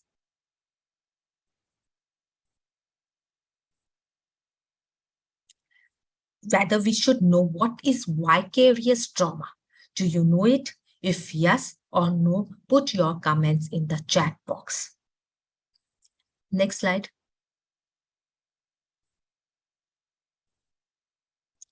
Or as a service provider, are you aware for your own self-care? Because we should be aware for our safety. Next slide, please. Now, how to define a vicarious trauma? It is a change in a service provider inner experience as a result of emotional engagement with survivor of trauma and after hearing their stories, or change that occur in the service provider's physical, emotional, and or behavioral states as a result of constant exposure to traumatic story or event. When we listen every day about the suffering of the ladies, we are liable to suffer from the vicarious trauma. And what are the causes for it? We are constantly exposed to a story of trauma. Many times in the OPD, when patient is very comfortable with us, she opens up and she tells about her trauma, her problems. She is beaten by the family members, she's being harassed. So when we all the time think about this, listen about this, that is going to affect our psyche. Desire to help or change survivor situations. We feel powerless when a service provider does not see positive change in a survivor situation. Then she can suffer from vicarious trauma. Overly identifying with survivors. Thinking that the service provider has the power to change the survivor situation.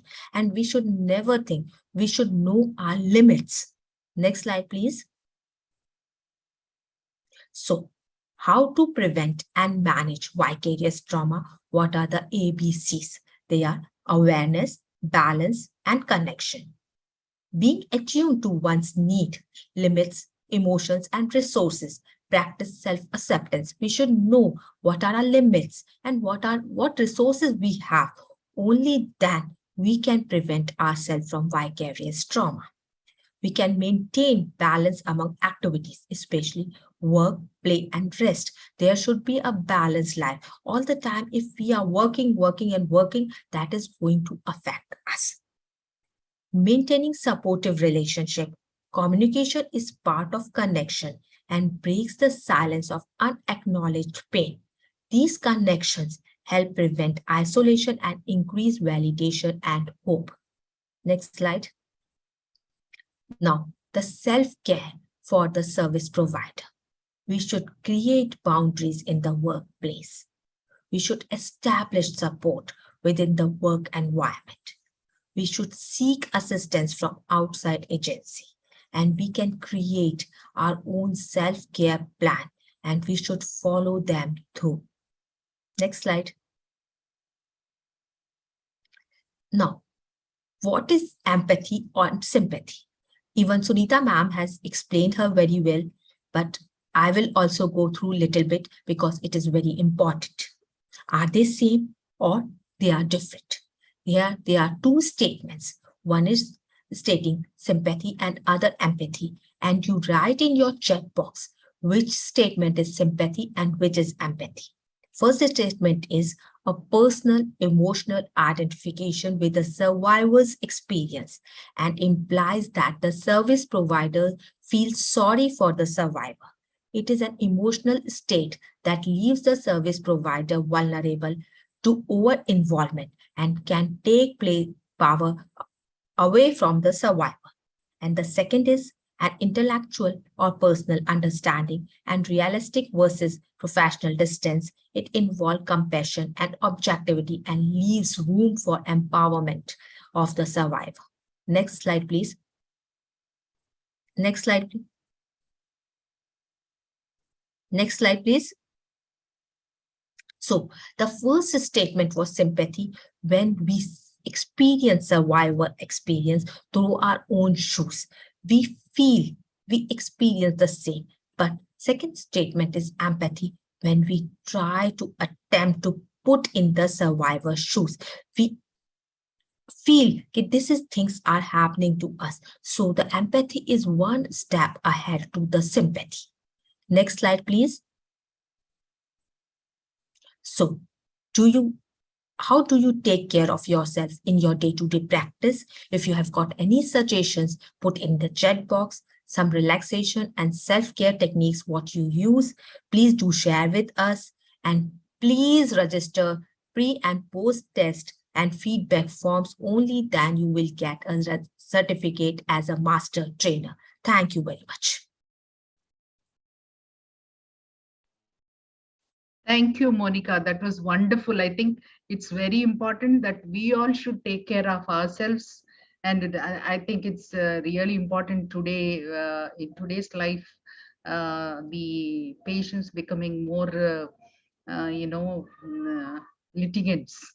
And we should not get emotionally bonded with them. Thanks for them. And boundaries and limitations are really important. We should do our service with all the, everything, whatever we can do. But I think when it comes to emotional bonding, we should not do that. I think you have explained it so And well. we have to make a point, a limit point, ki how much we have to attach with them and how much we should not. Correct. Yeah, Yes, that's wonderful. professional. We need Yes. to be professional totally. Exactly. Yeah, correct, Sunita ji. We should be And, sympathetic to them, not empathetic to them. yes. Because now we see a lot of psychiatrists, they become themselves emotionally depressed, and they go into different kind of life. Okay. And now we have the last talk, Sriman. No, I think there madam. are three more talks. Three more talks. we are More talks are running. there. We are running a bit late. Yeah. Sriman, can you?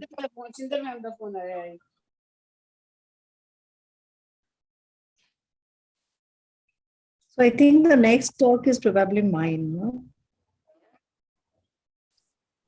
Yes, Archana, madam. Archana. Okay. Yeah, so shall I share my screen? Yeah, please, Archana.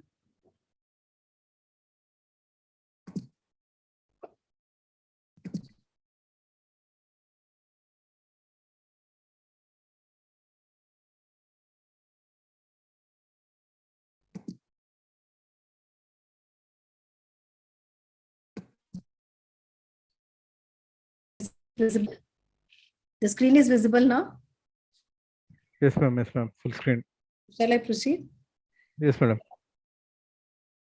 So next, we'll be talking about the support system and resources for survivors. So in next couple of minutes, we'll be discussing about what are the protective laws and acts, what are the helplines, what is OSCC, that is One Stop Crisis Center, how can we link up and help in rehabilitation of the survivors. So this Protection of Women from Domestic Violence Act came into force in 2005. This act, of course, the name has already been told, Protection of Women from Domestic Violence. And this act is in 2005.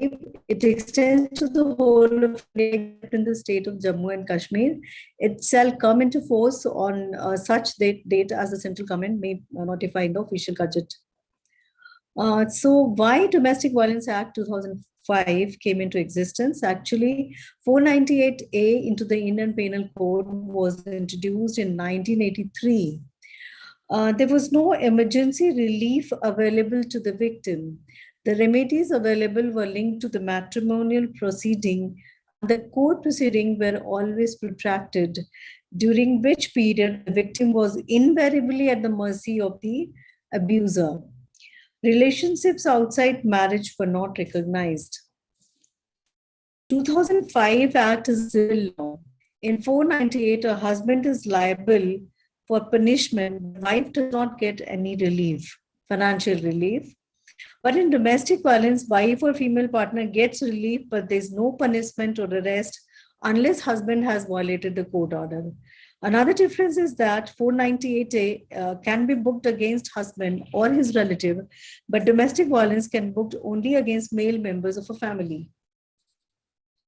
Who can be a complainant? A wife, a woman, based on consanguinity, marriage, adoption, or cohabitation against the male abuser in a shared household. A woman who is in relationship similar to marriage with a man, technically a transgender male to female, could bring an action against a transgender female to male. A woman in live-in relationship with an unmarried man, but not with a man who is married, if she knew or ought to have known that he was married. Anyone can file a petition with the survivor's consent. To whom you can complain? It can be a protection officer, service providing center, medical officer in charge, police station, or magistrate. Where can you complain?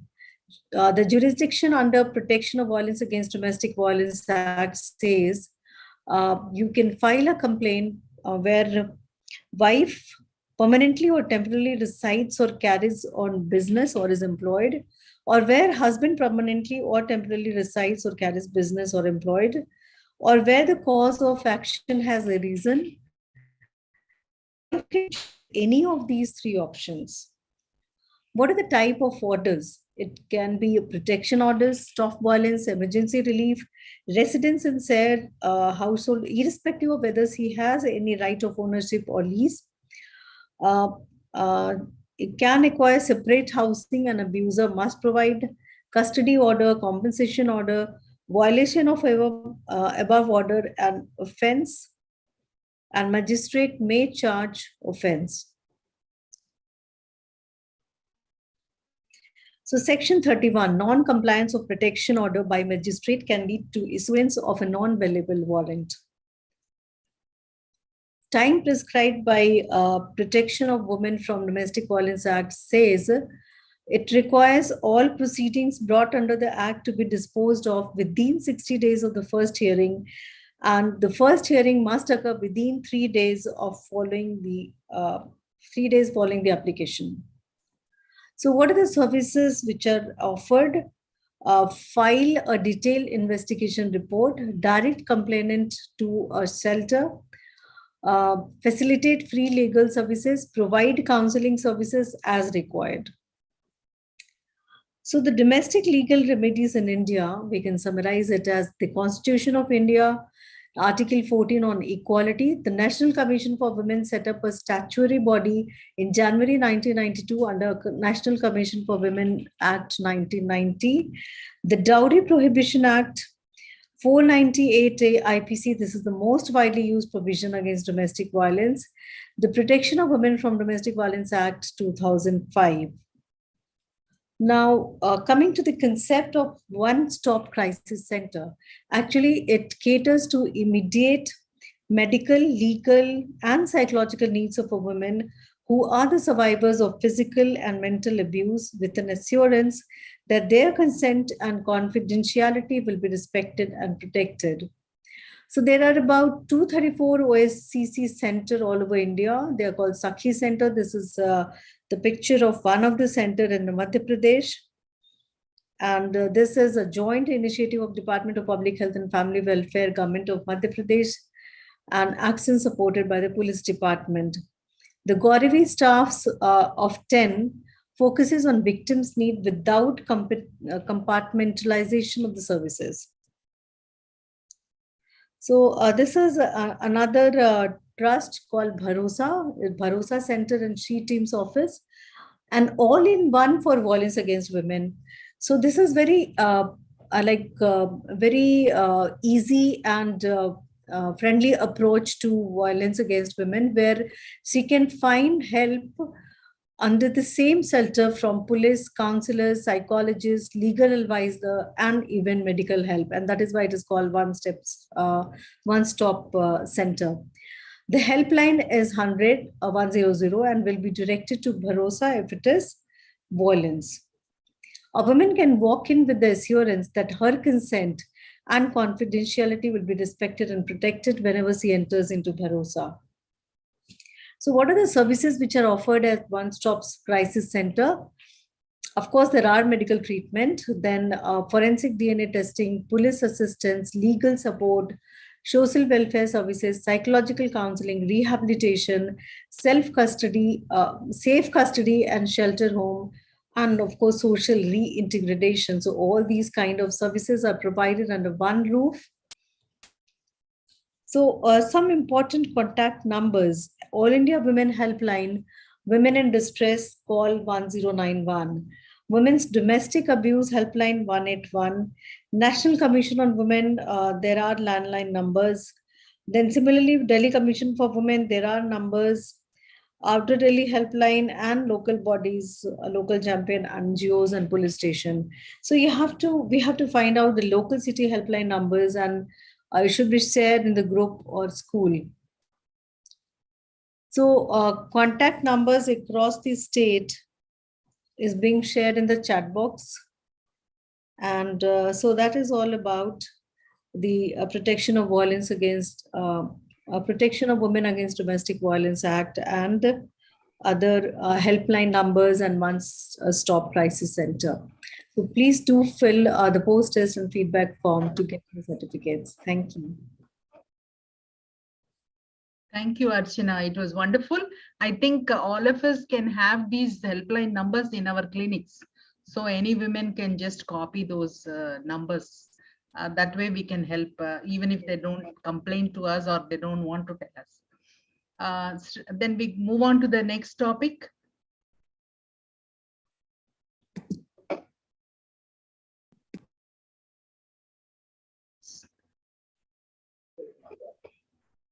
Monica, madam.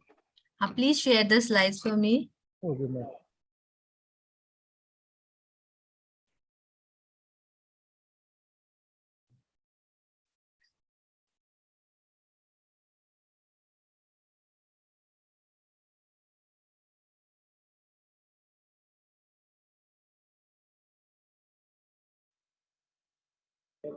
Is my screen visible, ma'am?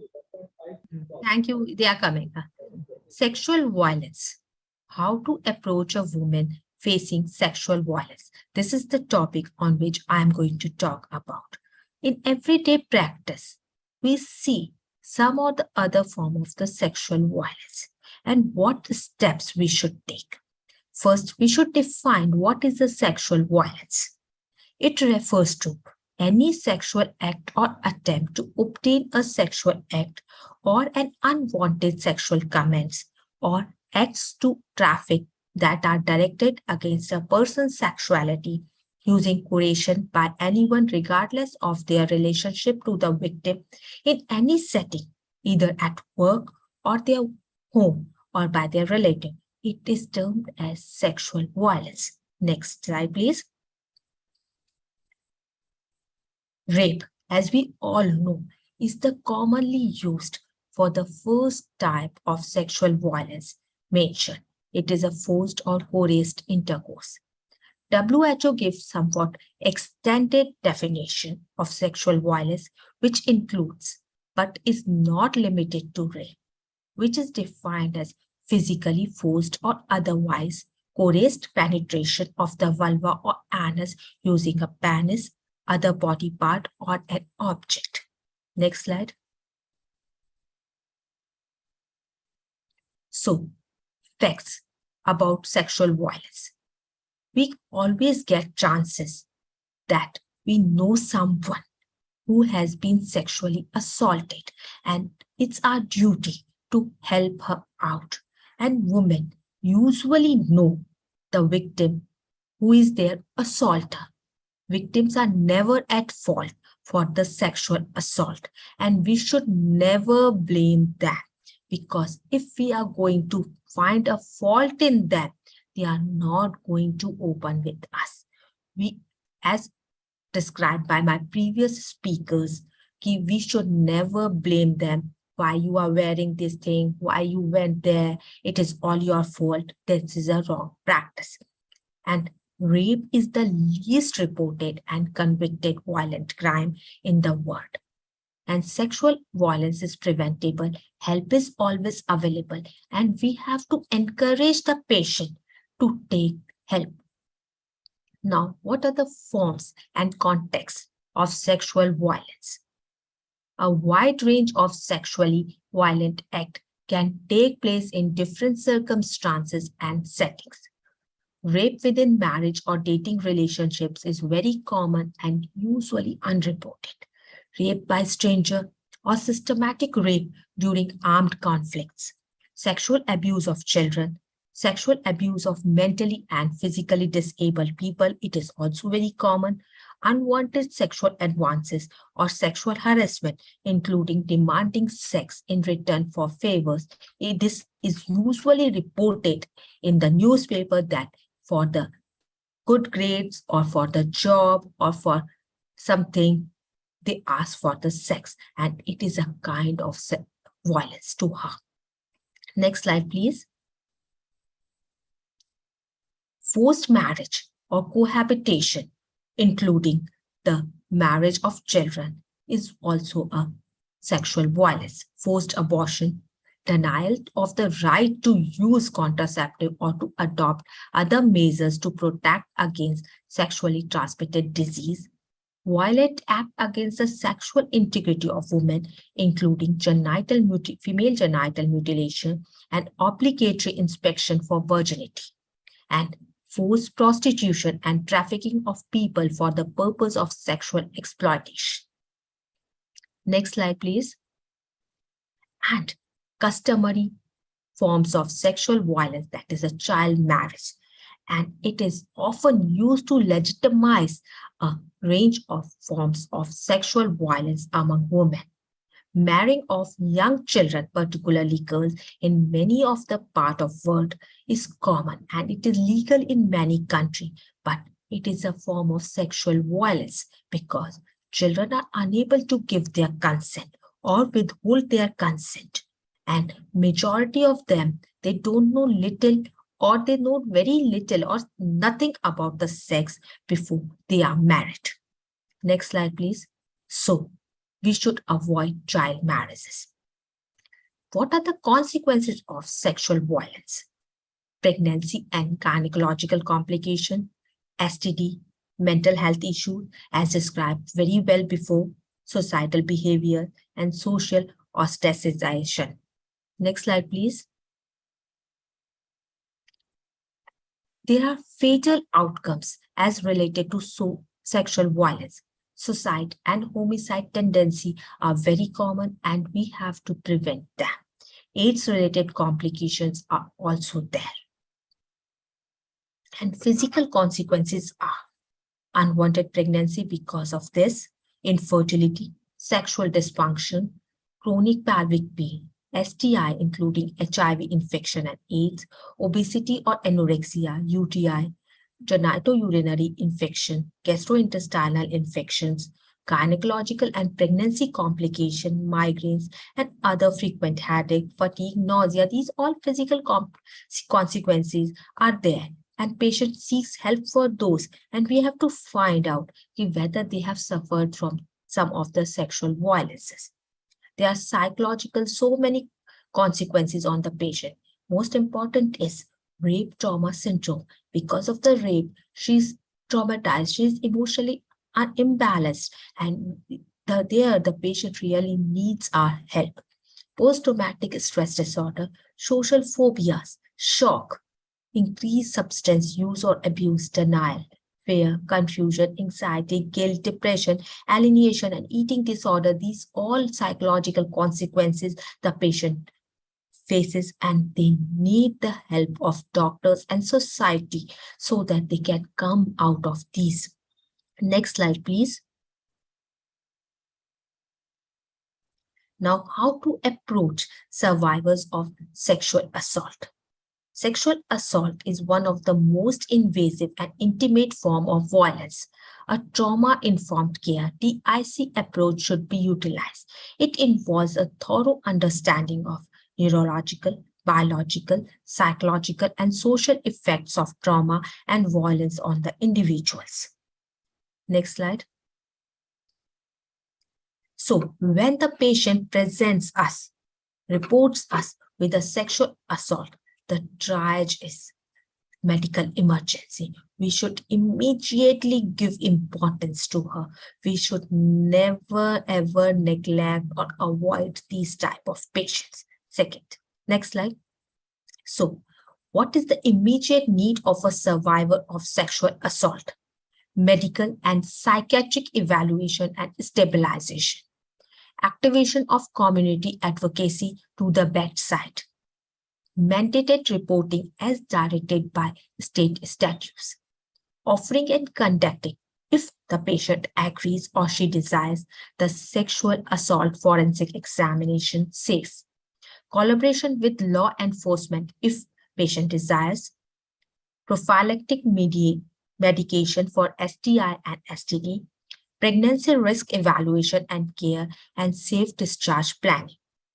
Those providing medical and forensic care must always be prepared to provide testimony as either a fact or an expert witness, because in the case, we are the expert witness. Next slide, please.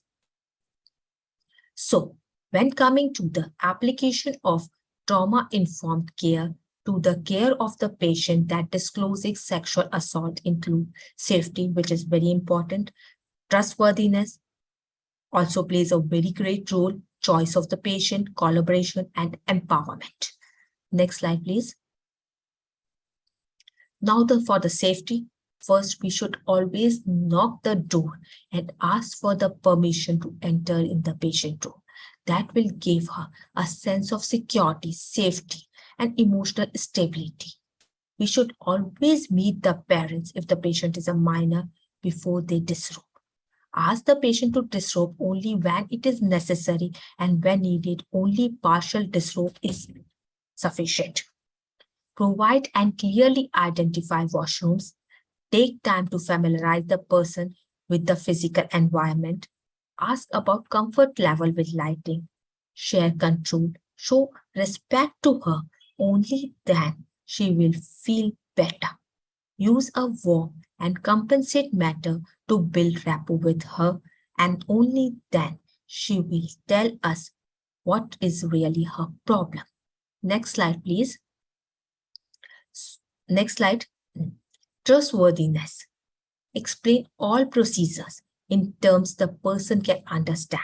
It should be in the local language or in the very easy. It should never be a professional language, or it should not be a written document. Tell the person what to expect and how long it will take. Ask the person what he or she really wants. Next slide, please. Always give choice to the patient.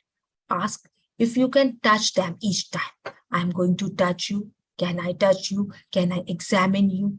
And if you want an additional staff, before inviting him, you have to ask about her choice, whether I should call an additional staff or not. Are you comfortable with it? Ask if you can close the door. She may be afraid because she may think that something can happen to her. Allow the person to decide where to sit in the room. Give her choice.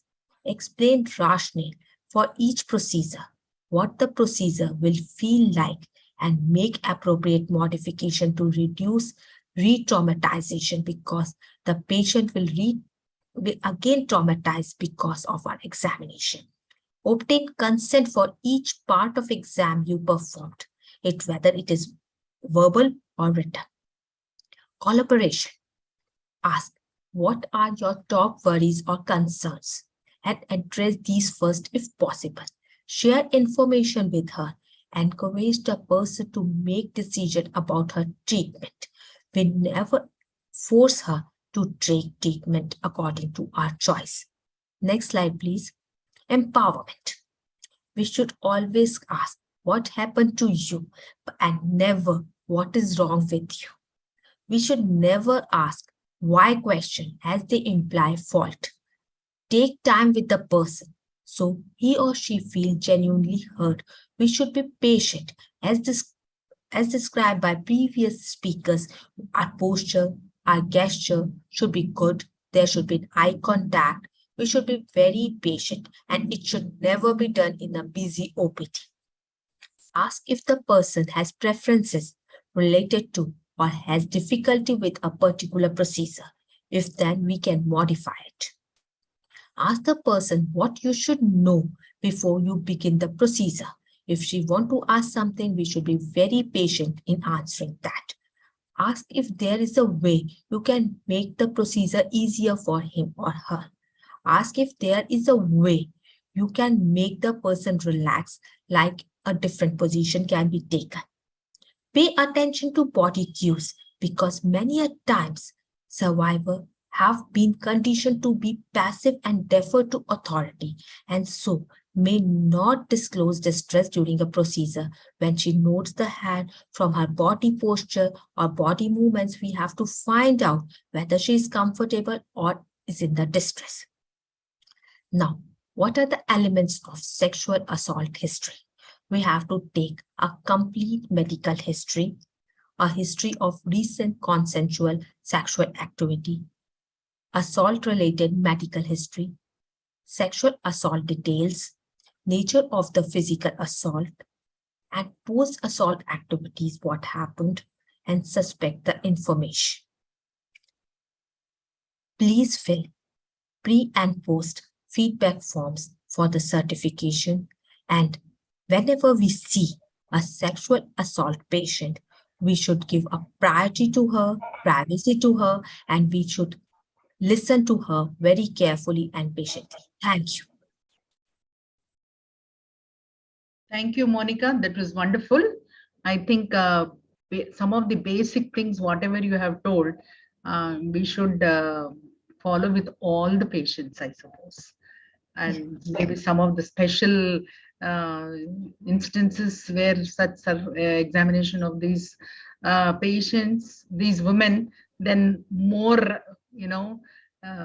in respect and things to be followed in more details and more sympathetic way. I think, thank you so much. And then we move on to the last module, I think. Sriman? Yes, madam. Yeah. The last module? Dr. Sunita ma'am. Yeah. Madam has already shared a screen. Okay, so my screen is visible. Yes, madam. Make it full screen, ma'am. All right. Okay, I'll do that. Thank you. So thank you, everyone. And thank you for staying back till the end. I'm the last speaker. I'm sure you all are waiting for the session to finish, but then this is very, very important because Yes, exactly. Even I wanted to say that this is very, very important and everybody should know this. Absolutely. Because Dr. Jamuna, let me tell you, when I was a resident or a student in 70s, 80s, and even in 90s, whenever a victim used to come here, we all used to use our own personal, knowledge and practice and just, write something if, examine them like any other patient, whether accompanied by police or so. But then there was a large, many organizations like Foxy and other women's organizations, they really came up. And, after many, many cases, the media has also played a large role. And ultimately, Government of India in this sort of, I think after 2005 or so, they woke up and a structured format was prepared in consultation with all the national experts, including so many people, the women organizations, Foxy, academicians and media people and everyone, there was a large number of people who really came up with this. And in 2014, government released this manual where all the details are given. And what I'm going to show you right now has been picked up from, developed by Dheera team, of course, but it is in line with what the government has given, and now it's a legal thing. When you get a patient, come across a patient, it is your legal duty to complete this performa, which is 13 pages performa, and every step, if done, it has to be done systematically. If not done, you have to give reasons. So this is the role of the gynecologist here. We have to see what is, it is not just documenting. Our primary role here is also providing counseling, treatment, and referral for the physical and the psychological sequelae of the women, all that we've been learning since then. Then it is our responsibility to document the evidence, to generate evidence, to take samples, and then corroborate, the findings as well as the reports, and then give an opinion. I repeat, give an opinion and not a judgment. So this is important. And with that, I will move forward. So what does a medical examination mean? We all have been examining patients, taking history, chief complaints, history of present illness, and then so many things again. So here, the important thing is everything has to be recorded in the most important before starting is the informed consent. I'm sure everyone knows what is the difference between a consent and an informed consent. And just briefly, consent is when a woman, through her words, gestures, or any form of verbal or non-verbal communication, communicates to the provider she's willing for the examination. That's how you put her on the table and do all those things. But an informed consent is where the woman uses her brain, her mind to decide to take her. So the informed consent has, additional aspects. That is, you have to explain to the woman what are the benefits of doing this, what are the risks, what are the alternatives, what does she feel intuitively, what will happen if nothing is done. So this is important, the consent and the informed consent, understanding, taking an informed. Now, I'm coming to this. Don't be scared of looking at these 25 things to do. Don't be scared. This is very, very simple, and you are doing it every day in your practice. Only here, it is just a bit formalized and put into a structure properly, and you will be given up. There are printed formats so that you don't forget and you don't miss anything. So general instructions, of course, I've spoken about it already. And these are the general information, that is, you name, etc., which we do day in and day out. Please remember number 8 and 9, that is who brought the survivor. If you made an MLC number, you have to put the MLC number in the police station. Date and time of arrival in the hospital, number 6 and number 7, and date and time of commencement of examination. These are additional things which you don't every day, may or may not be doing it. So this is important. I'm not going to go through word by word, but because I'll give you a source where you can get all this information and you can really look at it. So informed consent. So it is not just consent. You also need to know refusal. It is the woman's right to refuse. So this sheet, printed sheet, is there in the format. If a woman gives consent, you have to put it appropriately. If she does not give consent, if she refuses it, even then you have to document it, right? So what is the consent about? The consent is for medical examination, medico-legal examination, which means the legal aspects are added into their routine treatments. This is sample collection for the clinical tests as well as for forensic examination. So women has to know this is going to be done for her.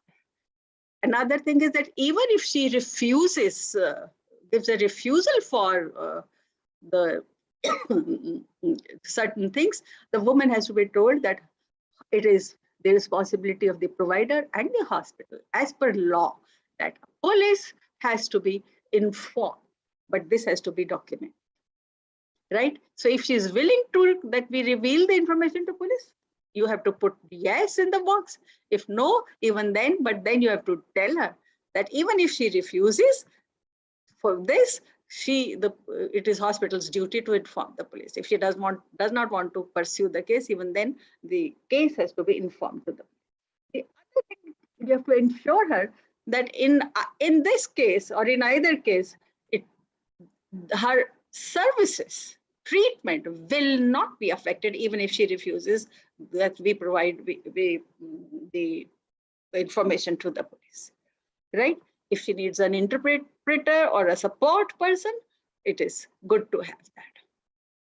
So now starting with the findings. So like you examine any medical legal case, I'm sure all of you must have at some time point in your career must have done all this forms whenever a MLC is to be made for whatever reason. So you have to write down in addition to the patient's personal details, you have to, any scar or mole, at least 2 marks of identification have to be put, left thumb impression in case of women, and now the relevant medical and surgical history. Now you are doing in every case, but I will just highlight a few points here which are important. That is that what is her pregnancy status, contraception use. This you are doing it even otherwise in other cases. And 2 important points are about menstruation. Was she menstruating at the time of incident, or is she menstruating at the time of examination? Now, why the two questions? Because sometimes the woman may come to you soon after the incident, but sometimes she can come late, very late, when, so so that gap may be there. So that also has to be noted. So now this is long list. I'm not going to read every page. I will only pick up few important points here and which I will highlight. So here, as I said, so the time of incident here is important, and the duration also. Was she continuously, was it happening days, weeks, months, etc.? So this has to happen. And how many episodes were there? So these are the additional points that we ask. Number of assailants, sex of the assailants, approximate age if she can tell, if there was any relationship of these assailants with the survivor, or in her words we have to use, and the narrator of the incident. Now, sometimes the woman is in such a shock that she is not able to give you most of the information on her own. But if there's a narrator of the incident or the informant, then his name and the relationship has to be noted. And as I said, this is a 13-page document, but at any point, if you think you need more pages to provide document the relevant information, please use them. Now, the violence, you have to ask about, like even in other MLCs, roadside accidents or otherwise, or other, fight cases that we you must have done sometimes. So you try to ask the instrument used. So here we have to ask the type of physical violence used, if any. Was she hit with hand, fist, blunt object, sharp object? Biting, pinching, violent shaking, anything else? Was she burned with something? It has to be written here. Kicking, pulling hair, banging hair. So it has to be documented here. Emotional abuse is particularly important for the younger people and children. They are sometimes lured with sweets, chocolates, drink, or a young woman may be, a vulnerable woman may be lured to drinks, alcohol, drugs, money, job, etc. All this has to be noted in this format. If there were any threats, it has to be noted. If there is any weapon which was used, were there any restraints? So all this, and all this what you are seeing on your screen is listed in it is not that you have to remember and then write. No, it is listed and you just have to put answers to these things. Now, so if she can recall and give you a history of alcohol or drug intake, please do record. It is important. Whether sleeping or unconscious at the time of incident. And if another important question is this 15E, if the survivor has left any marks of injuries on the assailant, because in her struggle, sometimes women may try to, save herself. So with that, if she has been able to do that, this history has to be taken up for obvious reasons, because this history of hers will be correlated with the assailant if he's identified and his examination is done. So correlating the two will make a evidence gain. Now, this is something you really have to go through, because these are the details regarding the sexual violence. And this is regarding was there any penetration? If yes, then was it with fingers, object, or other body parts? It has to be the boxes given here. You just have to write fill in the information or the questions that you ask her in these boxes. And the other after penetration, the next important thing to ask is if she is able to answer emission of semen. If she knows, she doesn't know. So accordingly, you have to complete this pro forma. Now, again, there is details regarding the sexual violence is still continued. So you have to ask her what type of violence was it. So was it forced masturbation, oral sex, or exhibitionism? Whether condom was used, lubricant was used. So this is again a complete comprehensive list of what should be asked and documented. Every question has to be in the format, needs to be answered, documented in the pro forma. Now you also have to ask her, what did she do or what happened after the incident? So that was about whatever she can recall, the information during the incident. These are the post-incident details, and these have a very, very important bearing on the final evidence. And this will be helpful to the judiciary and the police, of course, when we submit our findings to them. Now, obviously, if she's changed clothes, she's changed undergarments, she's taken bath, she's passed urine, she douched her vagina, she passed stools, she rinsed her mouth, etc. etc.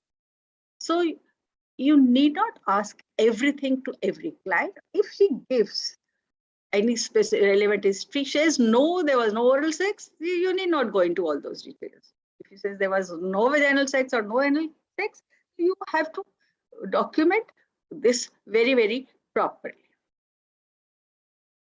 Now, so that was about history and part. And now on examination, this is just the general routine examination that you do for every patient. Now coming to the injuries on her body. So this injuries can be nothing, no injury at all, to grievous injuries. And as you always do in a wound, when you see a wound in a medical legal case, whether these are abrasions, bruises, teeth bites, cuts, lacerations, fracture, tenderness, etc. The site, that is where are they, which part of the body, that is to be recorded. And then you have to describe the size, the shape, color, and any signs of. So this is important, and this is almost similar. And the number of such marks or injuries on the body, you have to describe. In fact, there is a diagram given in the documentation, and you really have to mark it over there and describe it accordingly. Now coming to the genital tract examination, very, very carefully it has to be done, and nothing is to be missed. You have to examine the labia majora and minora, urethra, fasciitis, introitus, perineum, and hymen. For hymen, I must say here, do not ever comment on hymen was ruptured, hymen was absent, or hymen was lax. Well, nothing ever is to be recorded. Nothing, no comment on this, nothing is to be recorded. It is just to look for any injury, abrasion if it is there.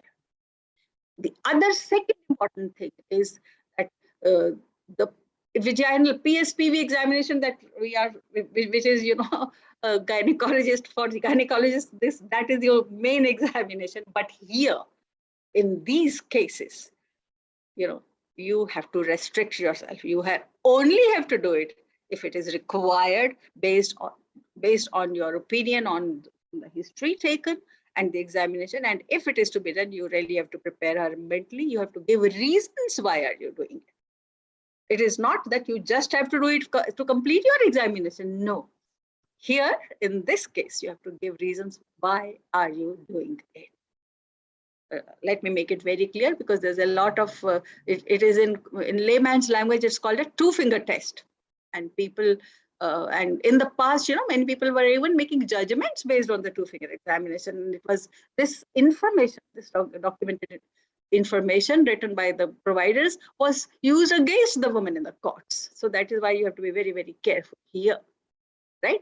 But if you have to do it, you have to give reasons. And if you've done it, you have to record your findings. So it is the vaginal examination, rectal examination, as well as oral cavity examination. Now coming to the systemic examination, as usual, I will not go into the details. Now comes the next important part for which we've taken consent: evidence collection and sample collection. Now, what is the purpose of it? Is for the confirmation of the allegation and to establish a link between the victim and the scene and the victim and the assailant. Because every time it is said that every contact leaves a trace. Now, evidence collection, there are some protocols to be followed. Always remember, the labeling should never be incomplete. And then don't be vague or random. Just maintain the chain of evidence. Do it systematically. Identify the specimen, because there are so many specimens which are required here. I'll just go through the list here. And labeling and signing is important, right?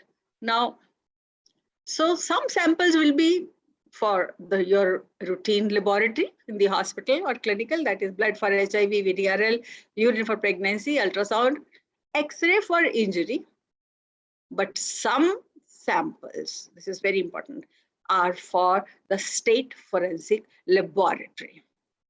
Debris collection paper, clothing evidence were available to be packed in a separate paper. Now, what is debris collection? You put a large sheet of paper on the floor, and if the woman has not changed since the incident, she has to remove her clothes standing on that. So whatever debris may be there, like supposing she was taken, say, in some fields, there is some mud or something. So all the debris will fall on that sheet. You have to pick it up and pack it and label it. So that's debris collection.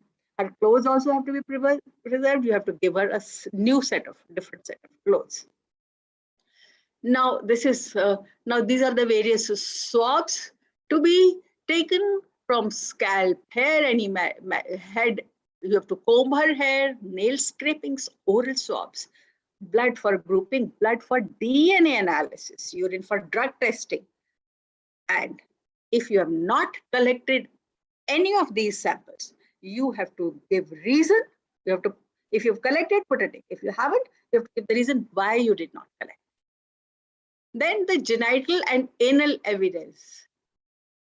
Now, what is that? Matted pubic hair, combings of the pubic hair, cuttings of the pubic hair. If she's shaved and there are no hair, you have to mention that. Vulval swabs, vaginal swabs, anal swabs, vaginal smear, urethra. I will encourage you that at the end of these slides, there is a link given by the for Telangana.police, and there is a beautiful video on YouTube where Dr. I'm forgetting the name, Dr. Purama has described how to collect the sample. So you really have to understand how to take the vulval swabs and how to take the oral buccal swabs. Because if you do not collect samples properly, obviously the proper report will not. So that is very important, and our moral duty to do this very, very diligently.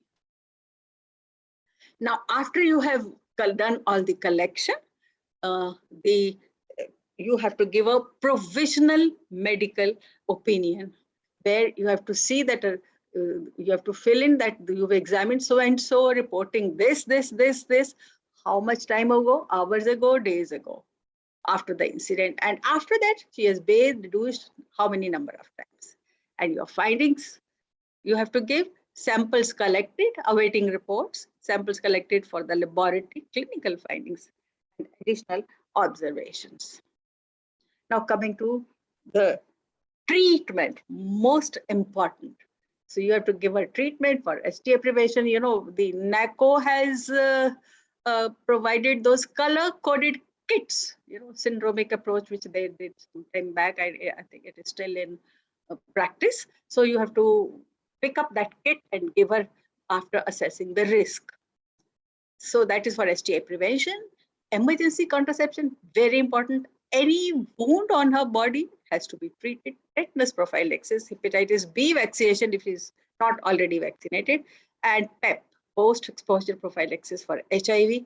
And of course, most important is the counseling of the woman.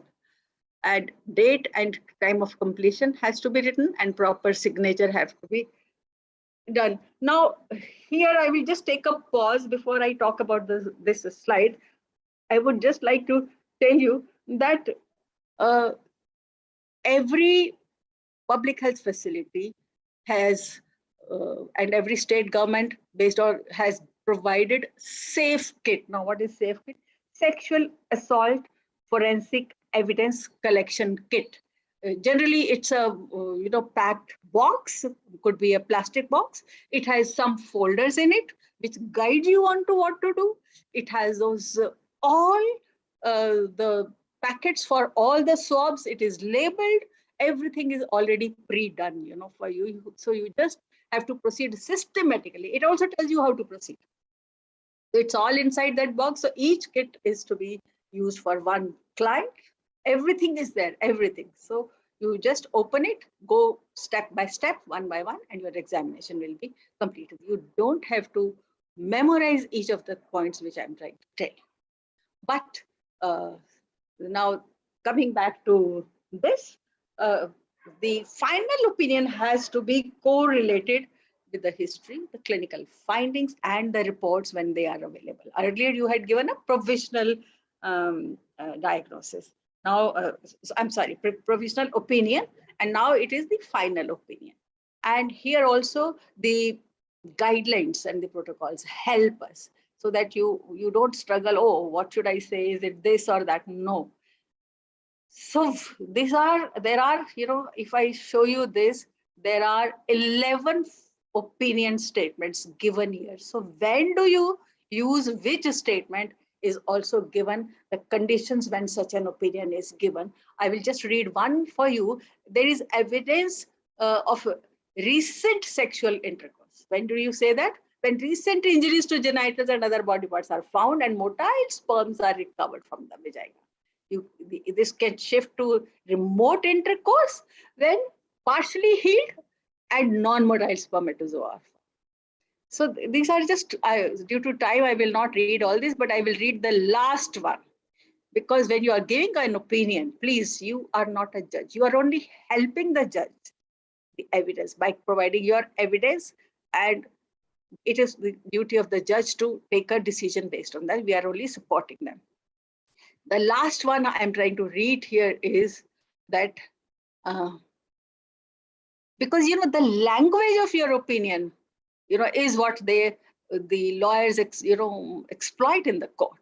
So you have to be very, very careful when you are giving a provisional opinion or a final opinion. So if you read this last one, there is no evidence of oral or anal penetration, right? So you did not find any evidence, neither on the laboratory, forensic laboratory, or otherwise. So what? What does that mean? It does not mean anything. But we can just say, but possibility cannot be ruled out. So when do you say this? When there are no injuries, no spermatozoa are recovered from the oral cavity and anal. So that's all is our commitment, and that's all we need to say. Otherwise, you know, people take advantage if you start giving your opinions in a very, very judgmental way, yes or no.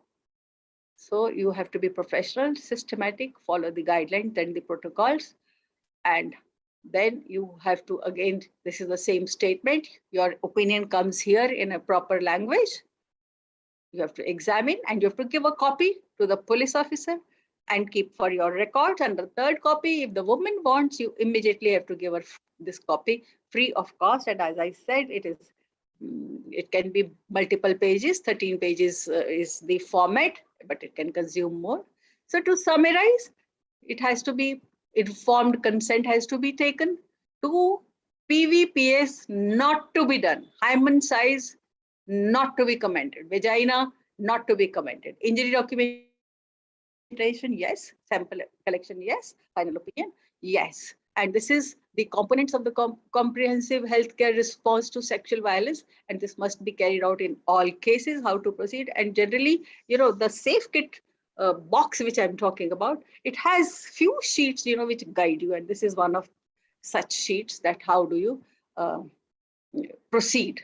You know, you have taken consent, given first aid, taken history, examined. Here about age, I've already talked that if you are in doubt, then a radiological examination, X-rays, etc., she may be referred there for ascertaining the date, and the evidence collection, and the treatment, and then discharge, and then follow-up, of course.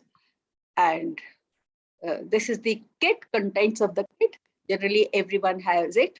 You know, how to have a private room, what instruments to keep in the box, which I'm talking about. Everything is there, the supplies and the collections and everything.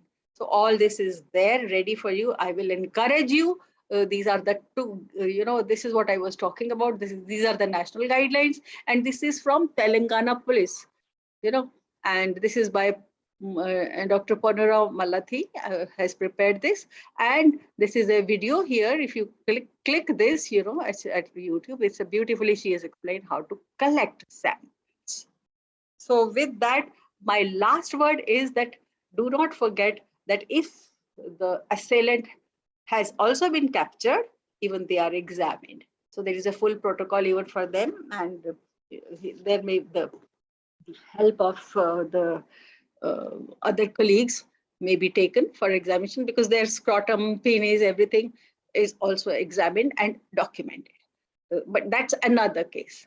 And all about this examination part from me as of now. So thank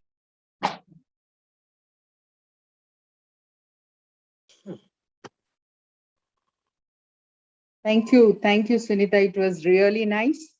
I think you have covered all the protocols and guidelines of how to collect the evidences. I think we have come, and Sriman has posted the feedback and post-test. Please fill in that so that you can get your certificate to your emails. And thank you so much. If there are any questions or suggestions, we will welcome, because anyway, we have taken quite a long time.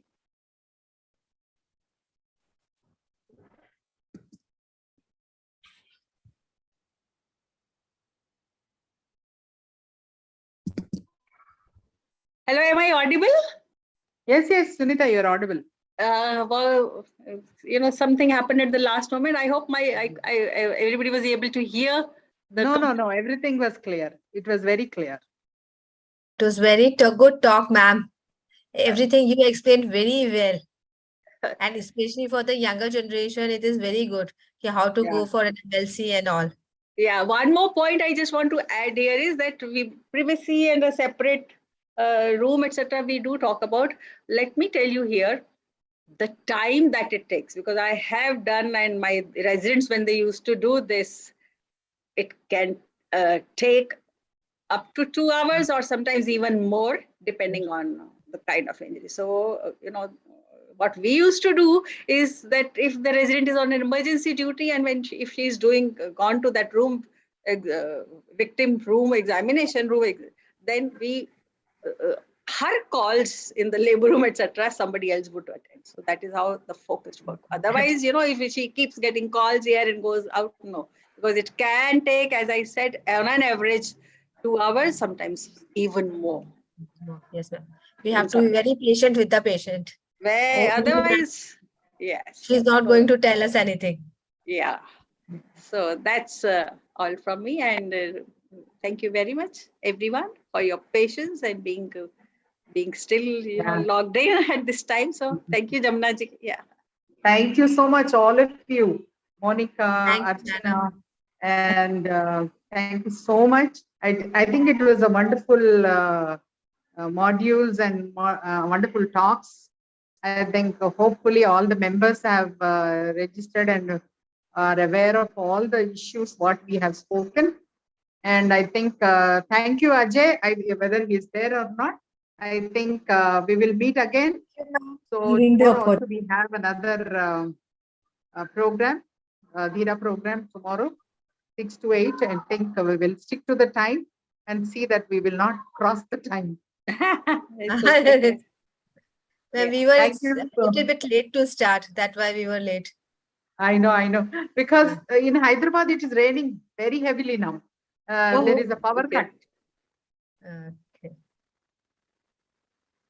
Okay, thank you so much. Thank you. Good night, Thank you. Good Thank night, you. Good night. Good night, Good night. Good night. Good night. Good night. Good night. Sriman, can we leave the meeting? Yes, madam. Yes, madam.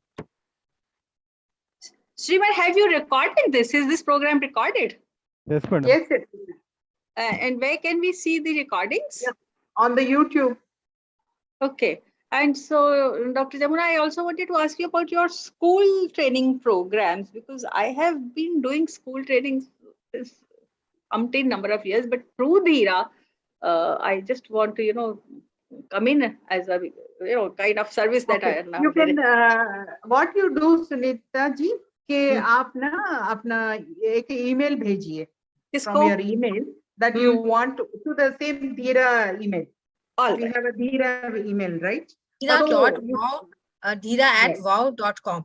Okay. Yes. Even Okay. I have sent So you and we please got the email permission. your interest to become a trainer for the school project.